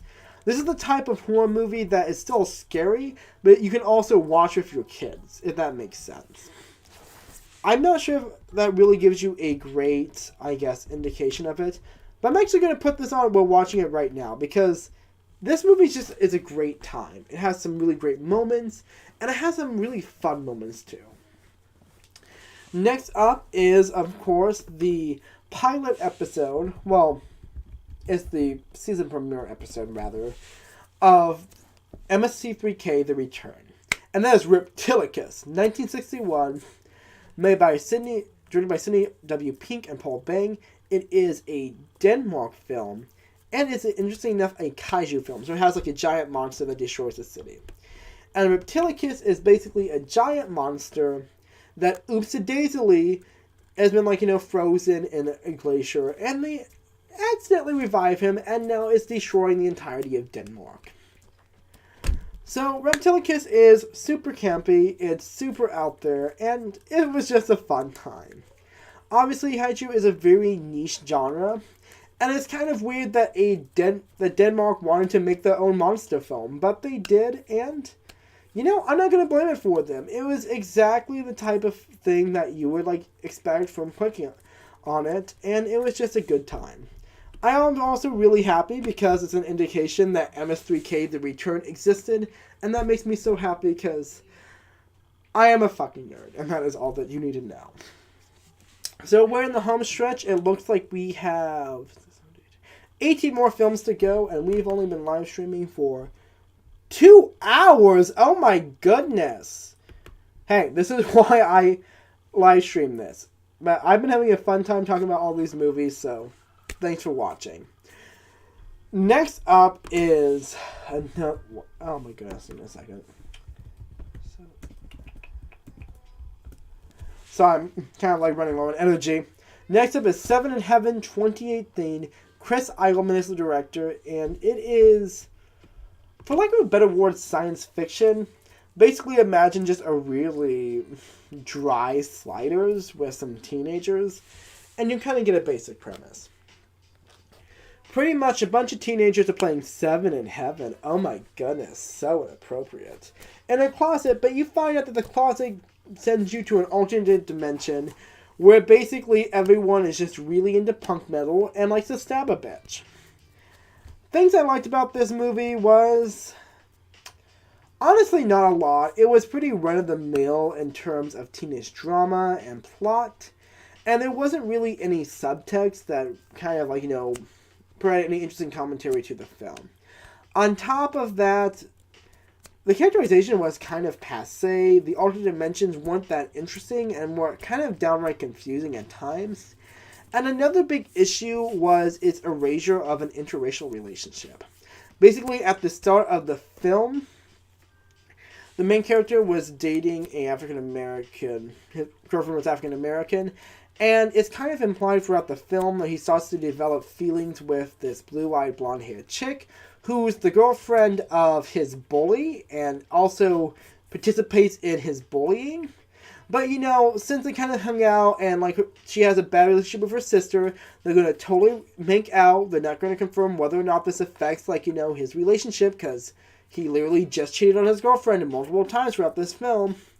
And it's kind of implied that he likes this blonde chick better than his actual girlfriend. So it's kind of sucky that they literally essentially erase his relationship with the one person of color in this entire film. I'm not saying that's a bad thing. I just found it a little iffy and kind of sucky. Wow, really great words, Ryan. But let me get my thoughts and I'll try to explain better. I disliked how they presented that because essentially they're erasing the one interracial relationship that they had in the film. And I'm not saying that it's necessarily wrong for a character to not date a person or to date a person based on their race. I just think it's kind of... I don't want to say problematic because that's just such a go-to word, but it is definitely an issue that they erase this since there really isn't any other representation. And especially since the relationship that's presented between him and this girl is already on a kind of messed up beginning, especially since they're both actively cheating on this, boyfriend and girlfriend, and also because the person in question has been a bully to him in the past, and they don't address this in the relationship. I just thought it was cheap, and I definitely thought it was kind of shitty that they literally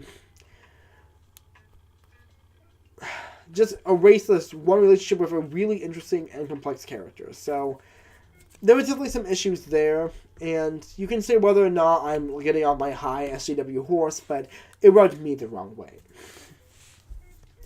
Next up is a film that also has, some issues, but that is The Silence of the Lambs, 1991, Jonathan Demme, and it is, if I remember correctly, I'm trying to remember. I may have misspoken before and said that Candyman was the one that won all those Oscars. It might have been Silence of the Lambs. I don't remember. Please comment down below if I did make that mistake. Silence of the Lambs follows an FBI agent who has been tasked with profiling a serial killer by the name of Hannibal. Wow, that just spaced out on me. Who is a psychiatrist who murdered and ate his patients. Basically, she plays a lot of mind games with him, but he is tasked with helping her solve the crimes of Buffalo Bill, who is a cross-dressing serial killer who murders and kidnaps, young women. And so there's this, very distinctive crime aspect of the film, but it's basically, you can basically imagine it's a very artfully directed episode of Criminal Minds, if that makes sense. You have the profiler FBI angle, you have this true crime and psychology angle, and you also have a lot of really interesting dialogues between oh my goodness, why can't I not remember her name? Clarice, there we go. Sometimes, just things blank out of you. Between Clarice and Hannibal. It's very iconic. There's so many sort of suspenseful, disturbing scenes from it. And it's just a really solid sort of crime thriller on top of its horrific aspects.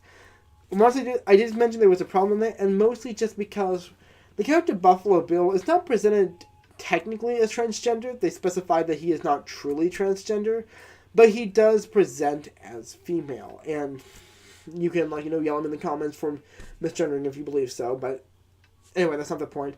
And it's really kind of sucky because the way Buffalo Bill is presented, even though they try to clarify that it is not a representation of a transgender person, it is very much sort of alluded to or presented as someone who appears to be transgender.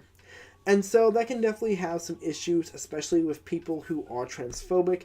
Seeing a character like that and assuming that that sort of person with major mental issues is a representation of that identity. And so obviously there's already a lot of discussion on the movie and the issues thereof, but I just wanted to point that out and discuss it because it's important to talk about those types of things, especially when we're looking at it from a modern age. People always complain, why you always gotta ruin things, but morals and ethics in society change, and the way we look and view things change in society. And so I don't think it's wrong to look at older media and discuss some of the issues it might have had, especially when we have a better understanding and we have a better empathy for people and situations these days. Let's get off that. I really liked it. I'm going to put it in I liked it, but I'm not sure if I'm going to put it in watch now. You can roast me in the comments for that if you want. Next up was another Korean film, which I've actually been enjoying a lot of Korean cinema this year, which is nice. 2020, Lester Hisai. Forgive me if I pronounce that incorrectly. And it is kind of like a Korean urban legend type movie. Now, I'm not as familiar with Korean legends, though I do know some Japanese urban legends because I'm a weeb. But essentially, it presents a bunch of college students who are reenacting a urban legend on this campus where they have these 13 steps, and if you walk up them at midnight, there's one extra step, and then the ghost is going to get you or something. And so you're like, okay, this kind of happening. There's some found footage elements, but overall, it's kind of a... I don't want to say I feel bad comparing it to Japanese horror, but it definitely has a lot of those sort of aesthetic elements to it. I'm not saying that the cultures are completely the same, but I am saying that there is some crossover between similar styles of ghost stories. Since they live in similar geographical areas, it makes sense. Like how how obviously there's a difference between French and German culture, but ghost stories are going to be similar because it is overarching. There's a lot of crossover and influence in the different cultures. You understand what I'm trying to say.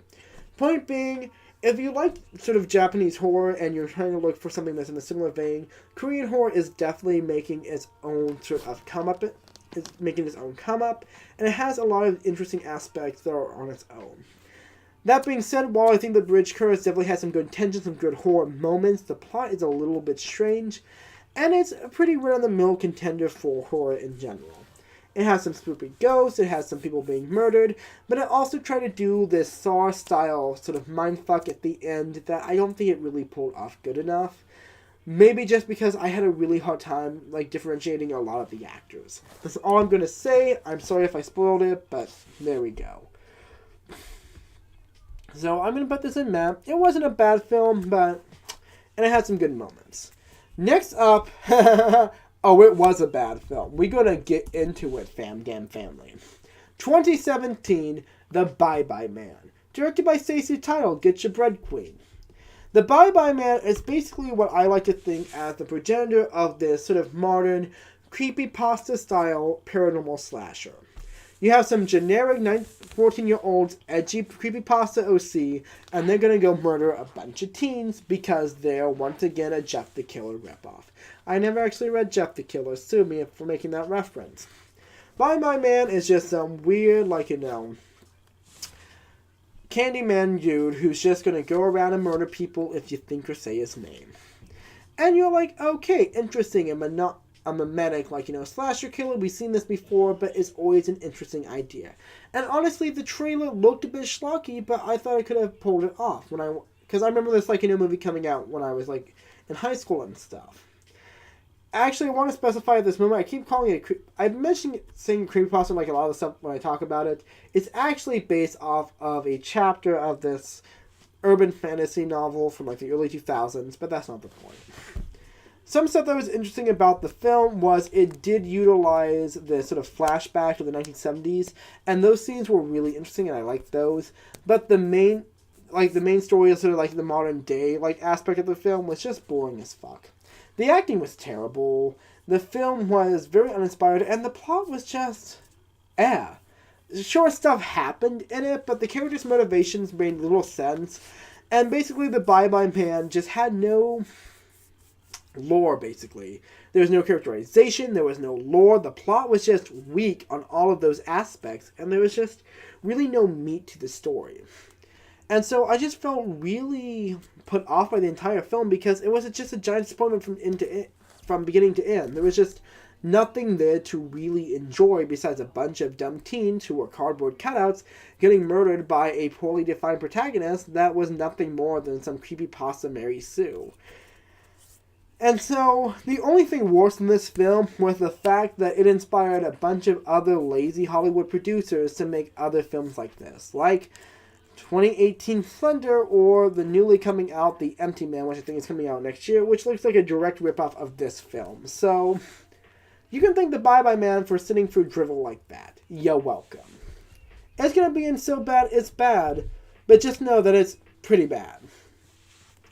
Next up is a movie that is very traditionally the car, and also stars Will Bronlin, which I'm just like, was that Will Bronlin? And it was! Imagine that.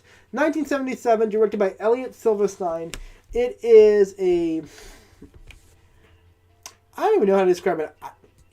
Have you heard of Christine? It's like that, but it actually came out before Christine. So, you got a killer car in this, like, small Midwest town where Will Bronlin, you can never pronounce his name, is the sheriff. And so he's living his best life, like banging the local school teacher, when this, Ford Lincoln starts going around and running people over. And so they're all trying to figure out, who this car is, who's in it. They're trying to, shoot it and stuff. And basically you discover this car has basically got, a demon up in it or something. It is pretty much like any other, haunted car movie in, that sense. But it is just a fun B-movie time. If you're looking for, a B-movie where it's just, so off-the-wall crazy, and you're like, why am I watching this? Watch The Car. Also, if you like Will Bronlin, you're just like, oh my goodness, is that Will Bronlin? Watch The Car. I'm going to put it in so bad, it's a good, because it was a fun time. Next up is a movie that scared the piss out of me. I'm not even joking. This movie, looks like, I'm going to read just the camera a little. I don't know if that did anything, but there we go. It scared the absolute piss out of me. I literally had to stop the movie, turn on my lights, and then sit back down for the last half hour because I could not deal with it. It came out in 2005. It's called The Descent. Neil Marshall was directing, and it is a British film. Excuse me. Something about this cold air is making me, so plugged up. But let's get back to the point, Ryan. We're so close to almost finishing up with this. I know you all been waiting to see what I have my opinions on the last, 13 movies or something. Descent follows an all-female cast of, extreme sports people. They like to do base jumping and white rapids. And they decide to go caving, which is already something that freaks me the fuck out. I don't like the... I'm not claustrophobic, but the idea of being trapped underground is terrifying. So, there you go.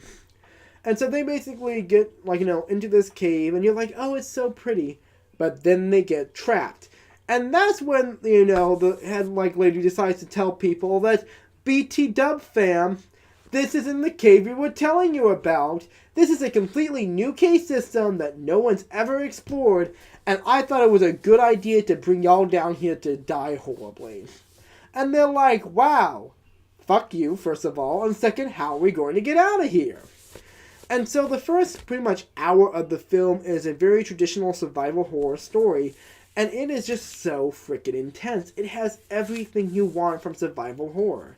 Not the starvation part, but definitely the horrors of caving. And there's just so many high intensity scenes that you're just like, oh my goodness, are you going to survive? Is somebody going to die? But then they don't, and you're like, thank God. And then it just keeps going. It is very intense. People like to say that this movie is never going to let you sleep because it's just keeping you going for the entire length of the movie. There is, no wiggle room. And usually that it gets exhausting, but somehow they manage to just keep ranking up the tension. Director said that just when you think it can't get worse, it gets worse. And that is true. You're, down deep in this cave, and you're just we are never getting out of this damn cave. We are going to die in here. And then they're just guess what, fam? you're not alone. And they're like, what? Oopsie daisy, it's the murder boys. Turns out there's a bunch of creepy Gollum-ass looking cavemen in here who want to murder, rape you, and eat your bones. And they're like, now we gotta stab a bitch, because not only are we stuck in this cave, we're stuck in this cave with a giant army of, like, murderous cavemen. And that's horrifying, because you're already dealing with all this stuff, and now you got these creepy-looking people trying to eat your bones, and it just gets so, so intense. Also, I really love that The Descent has these very action, very impactful, like, what am I trying to say? It has these very, like, intense action hero moments where, like, they're walloping, murdering bees, but they still manage to maintain that horror, and that is really fantastic, because a lot of the times when it comes to horror movies, sometimes it becomes way too more action too early in the film for the horror to really be maintained, because it comes to a point where you're like survival horror and power fantasy, and sometimes it turns too much towards power fantasy towards the end, and it really cuts the tension. The Descent doesn't do that. Also, I want to specify that I watched the American ending of this film. In the original UK version, you find out that she never actually escapes the cave, and it's kind of like this dark, like, oh, everyone's dead movie. And it's really depressing. But the US version that last part was cut, giving it a more positive ending. Sorry for the spoilers, but that's just how I rolls. I'm going to give The Descent, I liked it, personal recommendation. I would not make somebody watch this if they weren't like an intense horror fan, because this scared the piss out of me. I'm not even sure if I can rewatch this, because it was so scary. Next up, I'm going to be talking about a movie that is not scary. It was laughably bad, and I hated it, and it made me sad, and I felt bad for the director, because it was that bad. 2016, it was Jason Zada's directorial debut, and I'm sorry, Zada, because you deserve better. And it was a lovingly story about a woman, played by Natalie Dromer, who is trying to go find her sister in Akigahara, who is also played by Natalie Dromer. The sister, not the Suicide Forest. And then shit just goes off the rails. It is such a poorly written movie, and that is putting it mildly. The plot is very nonsensical, the characters' actions make no sense, and the main protagonist, both her acting and the way she is presented, is just not great. I'm not blaming Natalie Dromer for this, because I'm sure she is an excellent actress, but she got handed a shit role, and that is all I am saying. This movie was dog shit from beginning to end, and honestly, I feel bad that someone like Jason Zada was directing this, because it is clear that he is an excellent director even with this movie, and he deserves to have his debut role to be something much more, let's say, serviceable, quality, functionally a film, because The Forest was not. Also, just to throw more shade on the fire, the producer of this film wanted to create a J-horror-inspired film based off of Akihara in 2010. He made this 6 years later after 4 feature-length films starring the Suicide Forest had already come out. So he was a little Johnny-come-lately, so there you go. If you want to hear a good roast of this, I will try to link all of my movie reviews in the description. Excuse me. Next up was another really great... Sorry, I just lost my train of thought. Next up is another really great found footage film that I watched, and I was really happy that that I got to see so many good found footage films this year. I also watched a couple of shitty ones, but you can't win them all. 2014, Bobby Rowe, and I don't remember if I just said it, but The House of the October, that was it again. It is a story of essentially a group of friends who are touring haunted house attractions and trying to find this sort of mysterious kind of ARG style one called the Blue Skull. I remember what it was called. And basically they stop by, so they're like, adventuring, and they keep getting followed by these creepy actors that were part of the first haunted house attraction they wore. They initially find out that they aren't been accepted for Blue Skull.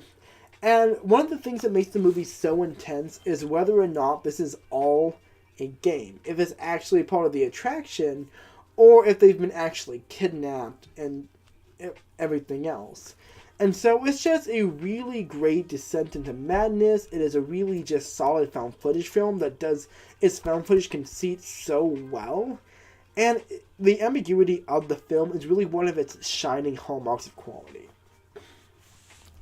I really liked it. I thought it was a great film. And if you like found footage, definitely check it out. It came out around the time as Hell House LLC, and similar concept because they're both like haunted house attractions. So I definitely watch those back to back if you want, because you're going to have a good time. Next up was probably one of the most... I'm not sure how to describe it. Killing of a Sacred Deer 2017, directed by Yorgos Lanthimos, who, if you don't know, is an art house director. People really like him, or they really, really hate him. And this was an Ireland-British production. I list this as a drama, because I think that it's a bit unfair to call this a horror film. I think maybe you could call it a psychological thriller if you're being generous. Basically, it's the story. It is based very loosely off of a Greek myth. I don't remember which one, Euripides? Maybe. No, that was the guy who made it. I don't remember what Greek myth it was, but it's basically the one about the girl who has to be sacrificed to the goddess Diana so that Poseidon will let the winds blow and so that they can go sack Troy. You remember which one that's called? That's good. If not, just watch Sarcastic Productions and I'm sure you'll find it.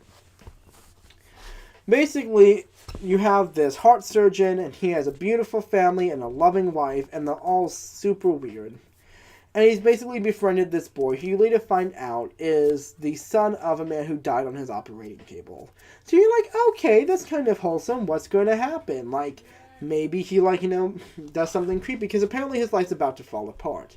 You find out that through some mystical art house magic, this, orphan child has cursed his family to die of consumptive death because, tit for tat. You murdered my father because you were an alcoholic. I'm going to murder your entire family unless you sacrifice one of them for, I guess, balance. And so he's like, oh no, I can't sacrifice my family. But to be honest, he doesn't really go... There's not really that much dramatic stakes to the film. Not a lot... The characters don't overreact that much, and it's really hard to have a really successful drama when Lanthimos really enjoys his deadpan acting style. He presents all of his characters as very almost uncanny valley-esque deadpan, where they talk in these very stoic, sterile sentences. And direction-wise, the film is very iconic, it's very artistically motivated, but from a genre perspective, it's not that impactful, and for 2 hours, it's very dry. Also, it's 2 hours long. The worst thing I can really say about this movie is that there was a short film called The Box in the anthology XX that did the similar premise so much better in 20 minutes than Lanthimos could really pull off in literally 200. I don't think Lanthimos is a bad director. I don't think the film is necessarily bad, but it's definitely just not really that impactful, especially for somebody who wants a horror film. It's marketed as a horror film. Lanthimos says he wanted to create a horror film, but I don't think that it's really a congruent genre that really works with his directorial style. I'm not saying you can't watch it. I'm saying you might enjoy it, but it's definitely not something that I can really recommend as a horror film. Next up was another film by Lanthimos that I watched mostly just to get a sense of his directorial style. Especially since he's an art house director, a lot of people say a lot of stuff about it, and so I wanted to get the deets. It was 2015, and looking up, it is, interestingly enough, a Irish, British, Greek, French, and the Netherlands, so I don't know if that would be Dutch or Flemish, but one of the two. Production. So, just that entire Eastern Europe area apparently threw in some money for this film. The Lobster is an absurdist dystopian comedy about a society where basically you have to constantly be in a relationship or you get turned into an animal. And so a lot of it's about basically monogamy and relationships and how society views relationships. And honestly, I think it was the much more solid of the Lanthimos movies that I've seen. I thought it was really interesting, and I think that that type of film with its unusual absurdist premise really works well for his art house style. It's artsy, it has a lot of commentary, it just works really well for the way that Lanthimos writes and directs, and I just think it was a solid film. So if you're interested in this man, watch that movie. Maybe watch some of like his dramas or something, but I would definitely recommend watching The Lobster over watching The Killing of a Sacred Deer. So I'm going to put that in. I liked it. It's a personal recommendation. Next up is the first movie that I watched in 2019, the little cheap one, and that was The Ritual. So The Ritual is 2017, directed by David Buckner. It's a British film, and it is folk horror, which I don't get to watch that much folk horror.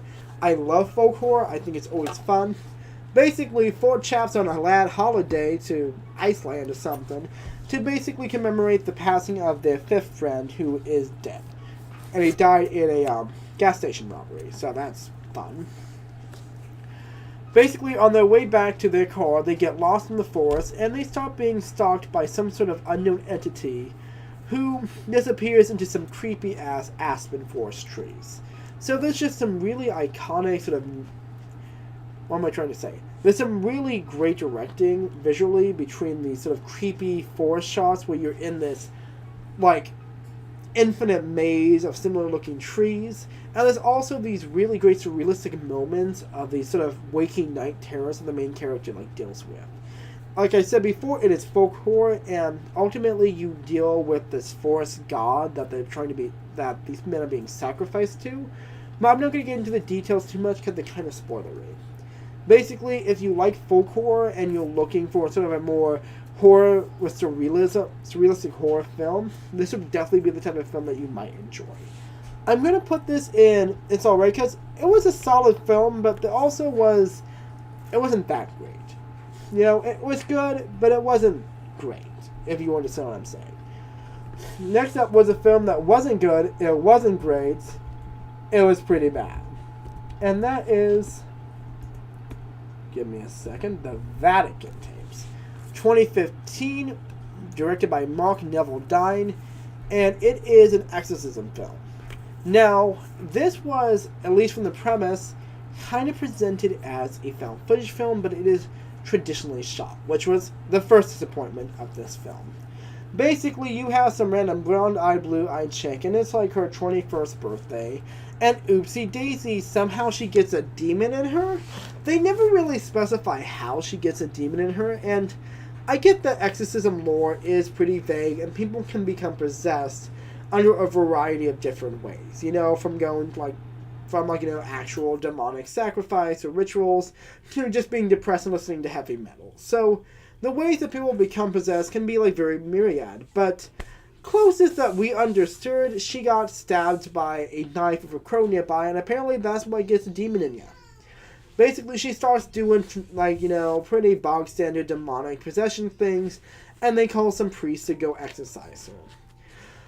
Despite all of, the trappings of the film, the exorcism scene is passé. It was probably one of the most boring exorcism scenes I have seen, and I love exorcism films. If you have, an exorcism film, I will watch it because I just find the concept and conceit so fascinating. And they don't play into any of the aspects of it, from the more spiritual side, to the more skeptic side, to any of it, and it's lazy, and it's just not impactful. Also, they literally do the whole Antichrist storyline, which, you can do that. There are plenty of stories that actually utilize that part of biblical lore, but it's just not well done, and it's just a really lazy exorcism movie. There's nothing new in it, there's nothing iconic in it, and honestly, it's just mediocre. And I was pretty disappointed by the entire film. It's bad as bad. Next up was a actually good film that I was not expecting. Mostly just because it got remade into a meme that was awful. And that is The Wicker Man 1973, Robert Hardy. It is a British folk horror story. So, Wicker Man was once again also based off of a short story. I don't remember the writer. But it was essentially about a small off in the way, Irish island that went back to its pagan roots. And so in the story, a police constable who is Catholic, he lets you know he's Catholic quite a bit, goes to this, out of the way island to investigate this missing girl. And he finds out that people are just straight up pagan. They are having a maypole, they are learning about their pagan ancestry, and there are some pregnant chicks jumping over a fire because that's how you make sure that your baby's safe. You jump over a fire while you're pregnant. Don't actually do that, pregnant women. Another interesting aspect of this film was its musical score. The entire score is done in folk music, which this came out 70s, so the folk revival had already been a thing by that point. And so it has some contemporary folk revival music, along with traditional folk singing. And there's actually so much detail put into the movie to make sure that the pagan religion is represented accurately. And you can really tell just from watching the movie itself and looking into how much effort the director put into this, that it's a very sound film research-wise, which was nice. Around the time the director wanted to create a folk horror story, and it was kind of something that was becoming kind of big in the media at the time, so it came out at a really great time for that genre. The Wicker Man is just a solid folk horror film. It has so many great iconic aspects to it, and it's a really interesting niche genre film to watch. And I'm kind of sad that it got remade with that horrible Nicolas Cage acting, because it really will probably turn off a lot of people who didn't get to see this film in its originality. So I'm going to put this to we're watching it now, because I like the film, and I think a lot of people are going to like it too if they watched it. Next up is another great film. As I mentioned before earlier in this thing, it was sort of the originator of the Korean zombie craze. And that is Train to Busan 2016, directed by Yeon Sung-ho. And like I said before, it is a Korean original language. So Train to Busan features a businessman who is taking his daughter to see his estranged ex-wife in Busan, which is a city in Korea, obviously. Well, South Korea. So on the train ride, the zombie apocalypse breaks out, and they are stuck in a train car with a whole bunch of zombies. So many things are great about this story. You have some pretty original interpretations of zombies. In this case, they're super fast, and they have this sort of cordyceps shaky body work, and that's really great. They're also essentially, I'm not going to say they're blind, but they have very low intelligence, so they can't open doors. And if they don't see you, they forget that you are there. They don't have object permanence.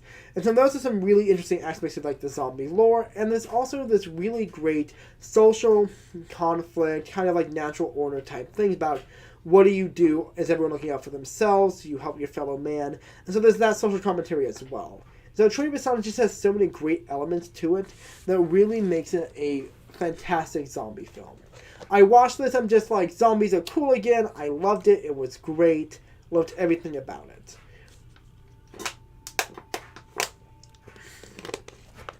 It was also just a fantastic foreign film that I really hope that more people will be able to watch,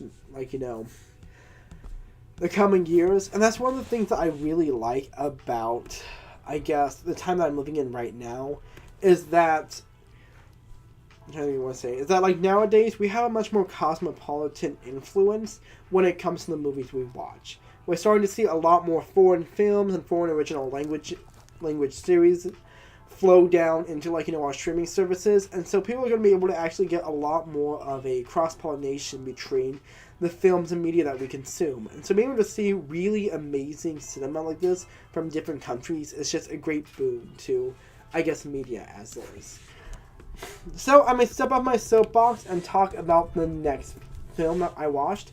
I've been wanting to watch this since forever because it is so cool. And that is Trick or Treat. 2007 is a Michael Doughty film, and it is an anthology horror. So Trick or Treat is set on Halloween, and it features, I think, 4 or 5 stories, all interconnected, about this single town and everything that happens on this day in Halloween. And each of the different stories is has a different, like, theme, a different style to it. You have a serial killer principal who keeps murdering children. You have some ghosts who, like, died in a stone quarry and, like, all this stuff. You have werewolves, you have vampires, you have, like, a whole bunch of different things happening on this one day in Halloween.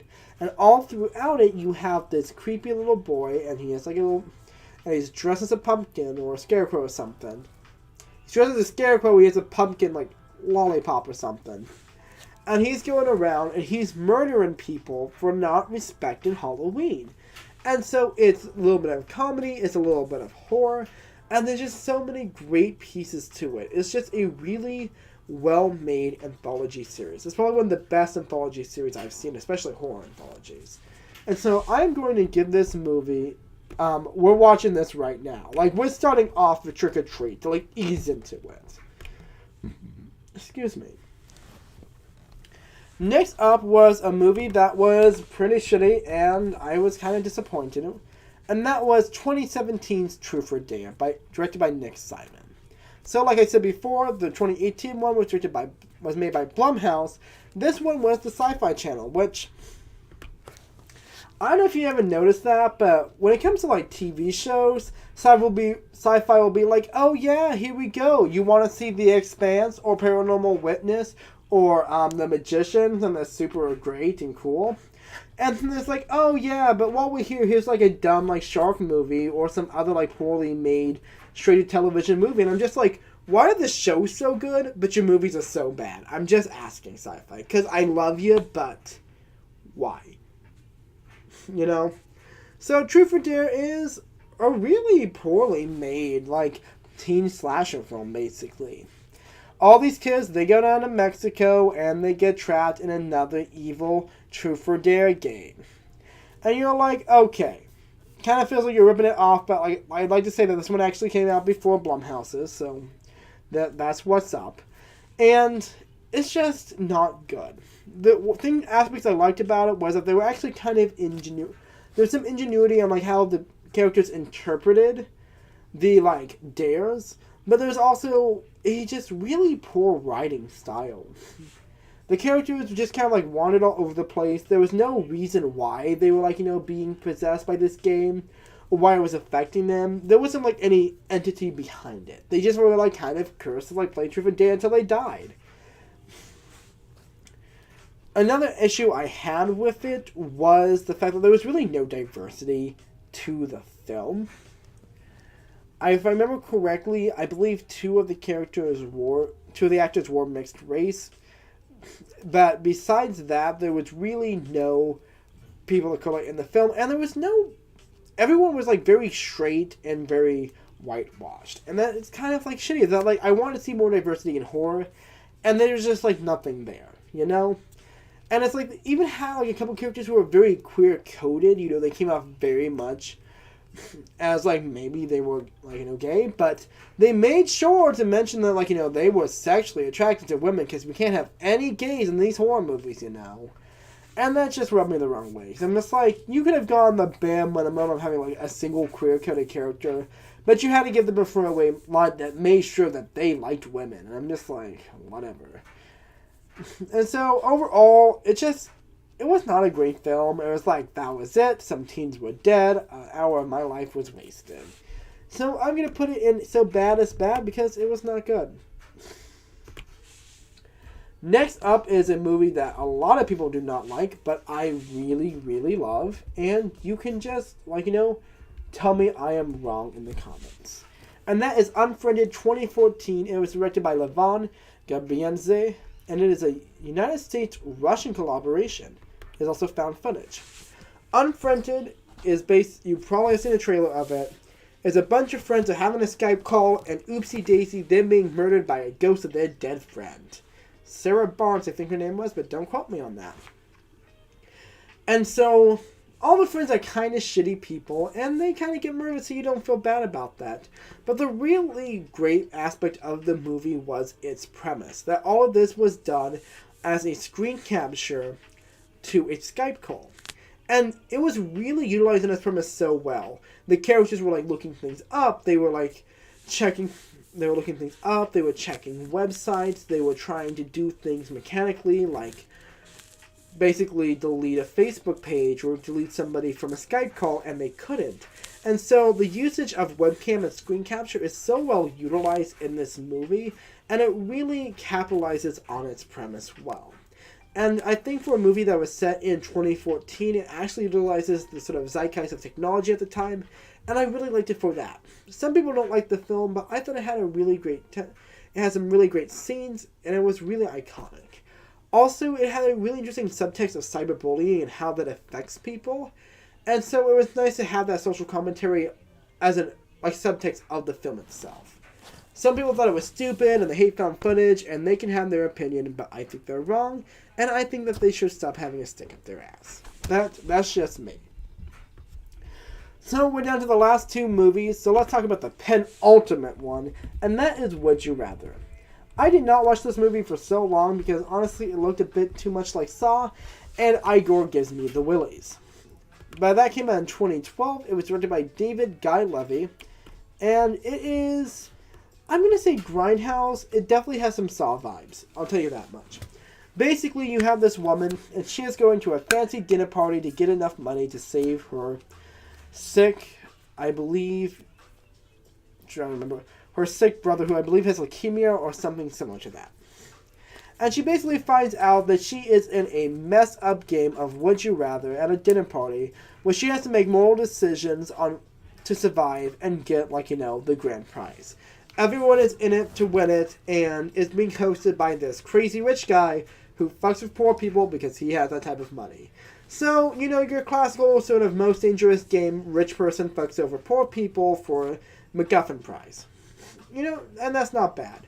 Overall, I liked the movie. I thought it had some good scenes. I thought it had some pretty interesting, twists to the plot. That being said, there was definitely some scenes where I felt like the tension wasn't really there, because it was really a matter of game logic, right? If we've already presented a character as good or in it to win it, they are going to make a decision based off of the most of net good, right? You're going to do stuff that's going to benefit everyone else in the earlier rounds because you're a good person and you're not going to fuck anyone over in a really mean way.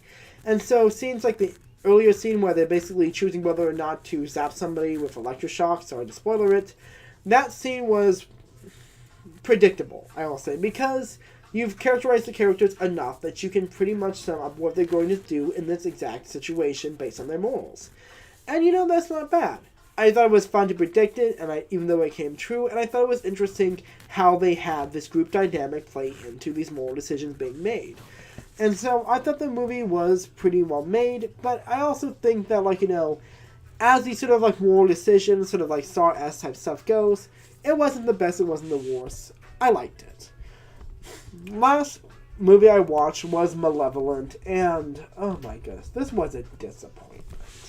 This is a disappointment so much, I'm going to recommend a podcast episode to watch instead of this. So give me 1 second to do a little bit of background on that, and I will tell you about this movie. So here's some deets. It came out in 2018. It was directed by Olaf Defia Johansson. It is a British movie, and I'm going to spoiler it a little bit for you with this. It is a paranormal horror / grindhouse film. And I'll explain what that means. Also, if I remember, I'm going to try to... Sorry, I just blanked out. I'm going to try to link down a really great movie review of this by a movie critic that I really like. Malevolent basically stars a brother-sister team of paranormal investigators who go to some creepy-ass Victorian mansion to see about, these ladies, dead kids. You later find out that the kids totally do exist, but the paranormal investigators are fake, and that basically the mother is a serial killer or something. Pretty much, it could have been really good. It had a lot of really cool ideas and tropes that they were going to use, but it doesn't pay off. The genres are muddied, and the plot goes nowhere, and you're just disappointed. It feels like they threw a bunch of horror tropes at a wall because they didn't know how to write a cohesive horror plot. I am going to recommend that if you're interested in the idea of like paranormal investigators and dead kids and stuff, you listen to Darkest Night Chapter 4 in the Basement. It is a horror podcast produced by Lee Pace as the narrator. It's fantastic. Sorry, it's produced by the Paragon Collective. Lee Pace is the narrator. And it's just literally the exact same premise as this, but they actually do it well, and it's literally half an hour long. It's amazing. So, this movie sucks. It sucks balls. And that is it. All 67 freaking movies, beautifully tier ranked. And honestly, not that many movies were complicated. But I told you about all of them, and there we go. You also have a pretty great list of 10 movies that you should watch as a horror night or for lockdown, and so yeah. Anyway, guys, I had a lot of fun doing this, and I realized I talk a lot. We have been doing this for 3 hours. This is a 3-hour long stream. This is why I did not film this, because I would have been tired. And I would have also been able to blow my nose because I'm getting a little stuffed up, but that's not the point. Excuse me. That cleared me up a little bit. Thank you. First of all, I would like to say that I am not great at live streaming, and that is just something I have to work on. Second of all, I just want to thank you for continuing to watch my channel, because I really enjoy creating content, even if it's like dumb stuff like this, where I rank 67 freaking horror movies, except for Brokeback Mountain. But other than that, I love creating content for you guys. Coming up, I am going to be doing some more bookish content, because I know I said I'm rebranding, and that is true. But at the same time, I have a lot of video ideas that I want to try. I always want to push myself and try for new things and expand my horizons. And while I'm always going to be falling back on bookish content in the coming years, I definitely want to show you guys what I'm capable of and try new things. So, if you aren't interested in those vlogging style videos I'm going to be posting next year, that's okay. But I do want to make you this promise that I am going to be doing bookish content. I don't have wrap-ups. I might have TBRs. Maybe not. I'm not sure if I like TBRs, but I'm going to try it. I'm also going to be doing tags and other things and trying maybe vlogging styles like that. Anyway, guys, I just wanted to show you the setup, especially since we're in lockdown. I figured, let's get this video idea out of the way so that I can hunker down and work on some other videos without me having to set this up and stream. I hope you like this. I'm now going to watch 36 more movies while you're not watching and not tell you about them. But if you're interested, I will also post my Letterboxd. Yeah, my Letterboxd account so that you can follow me there if you're interested in my movie opinions. Anyway, guys, thanks for watching, and if you're new here, please do subscribe. I'm going to be posting a lot of stuff in the coming years, so there you go. Also, you can help me grow my channel, right? Like, comment, maybe share this with somebody. I know everyone says it, but that helps me grow, and that helps me, feel good about myself. You want me to feel good, right? Let's give me some validation. There we go.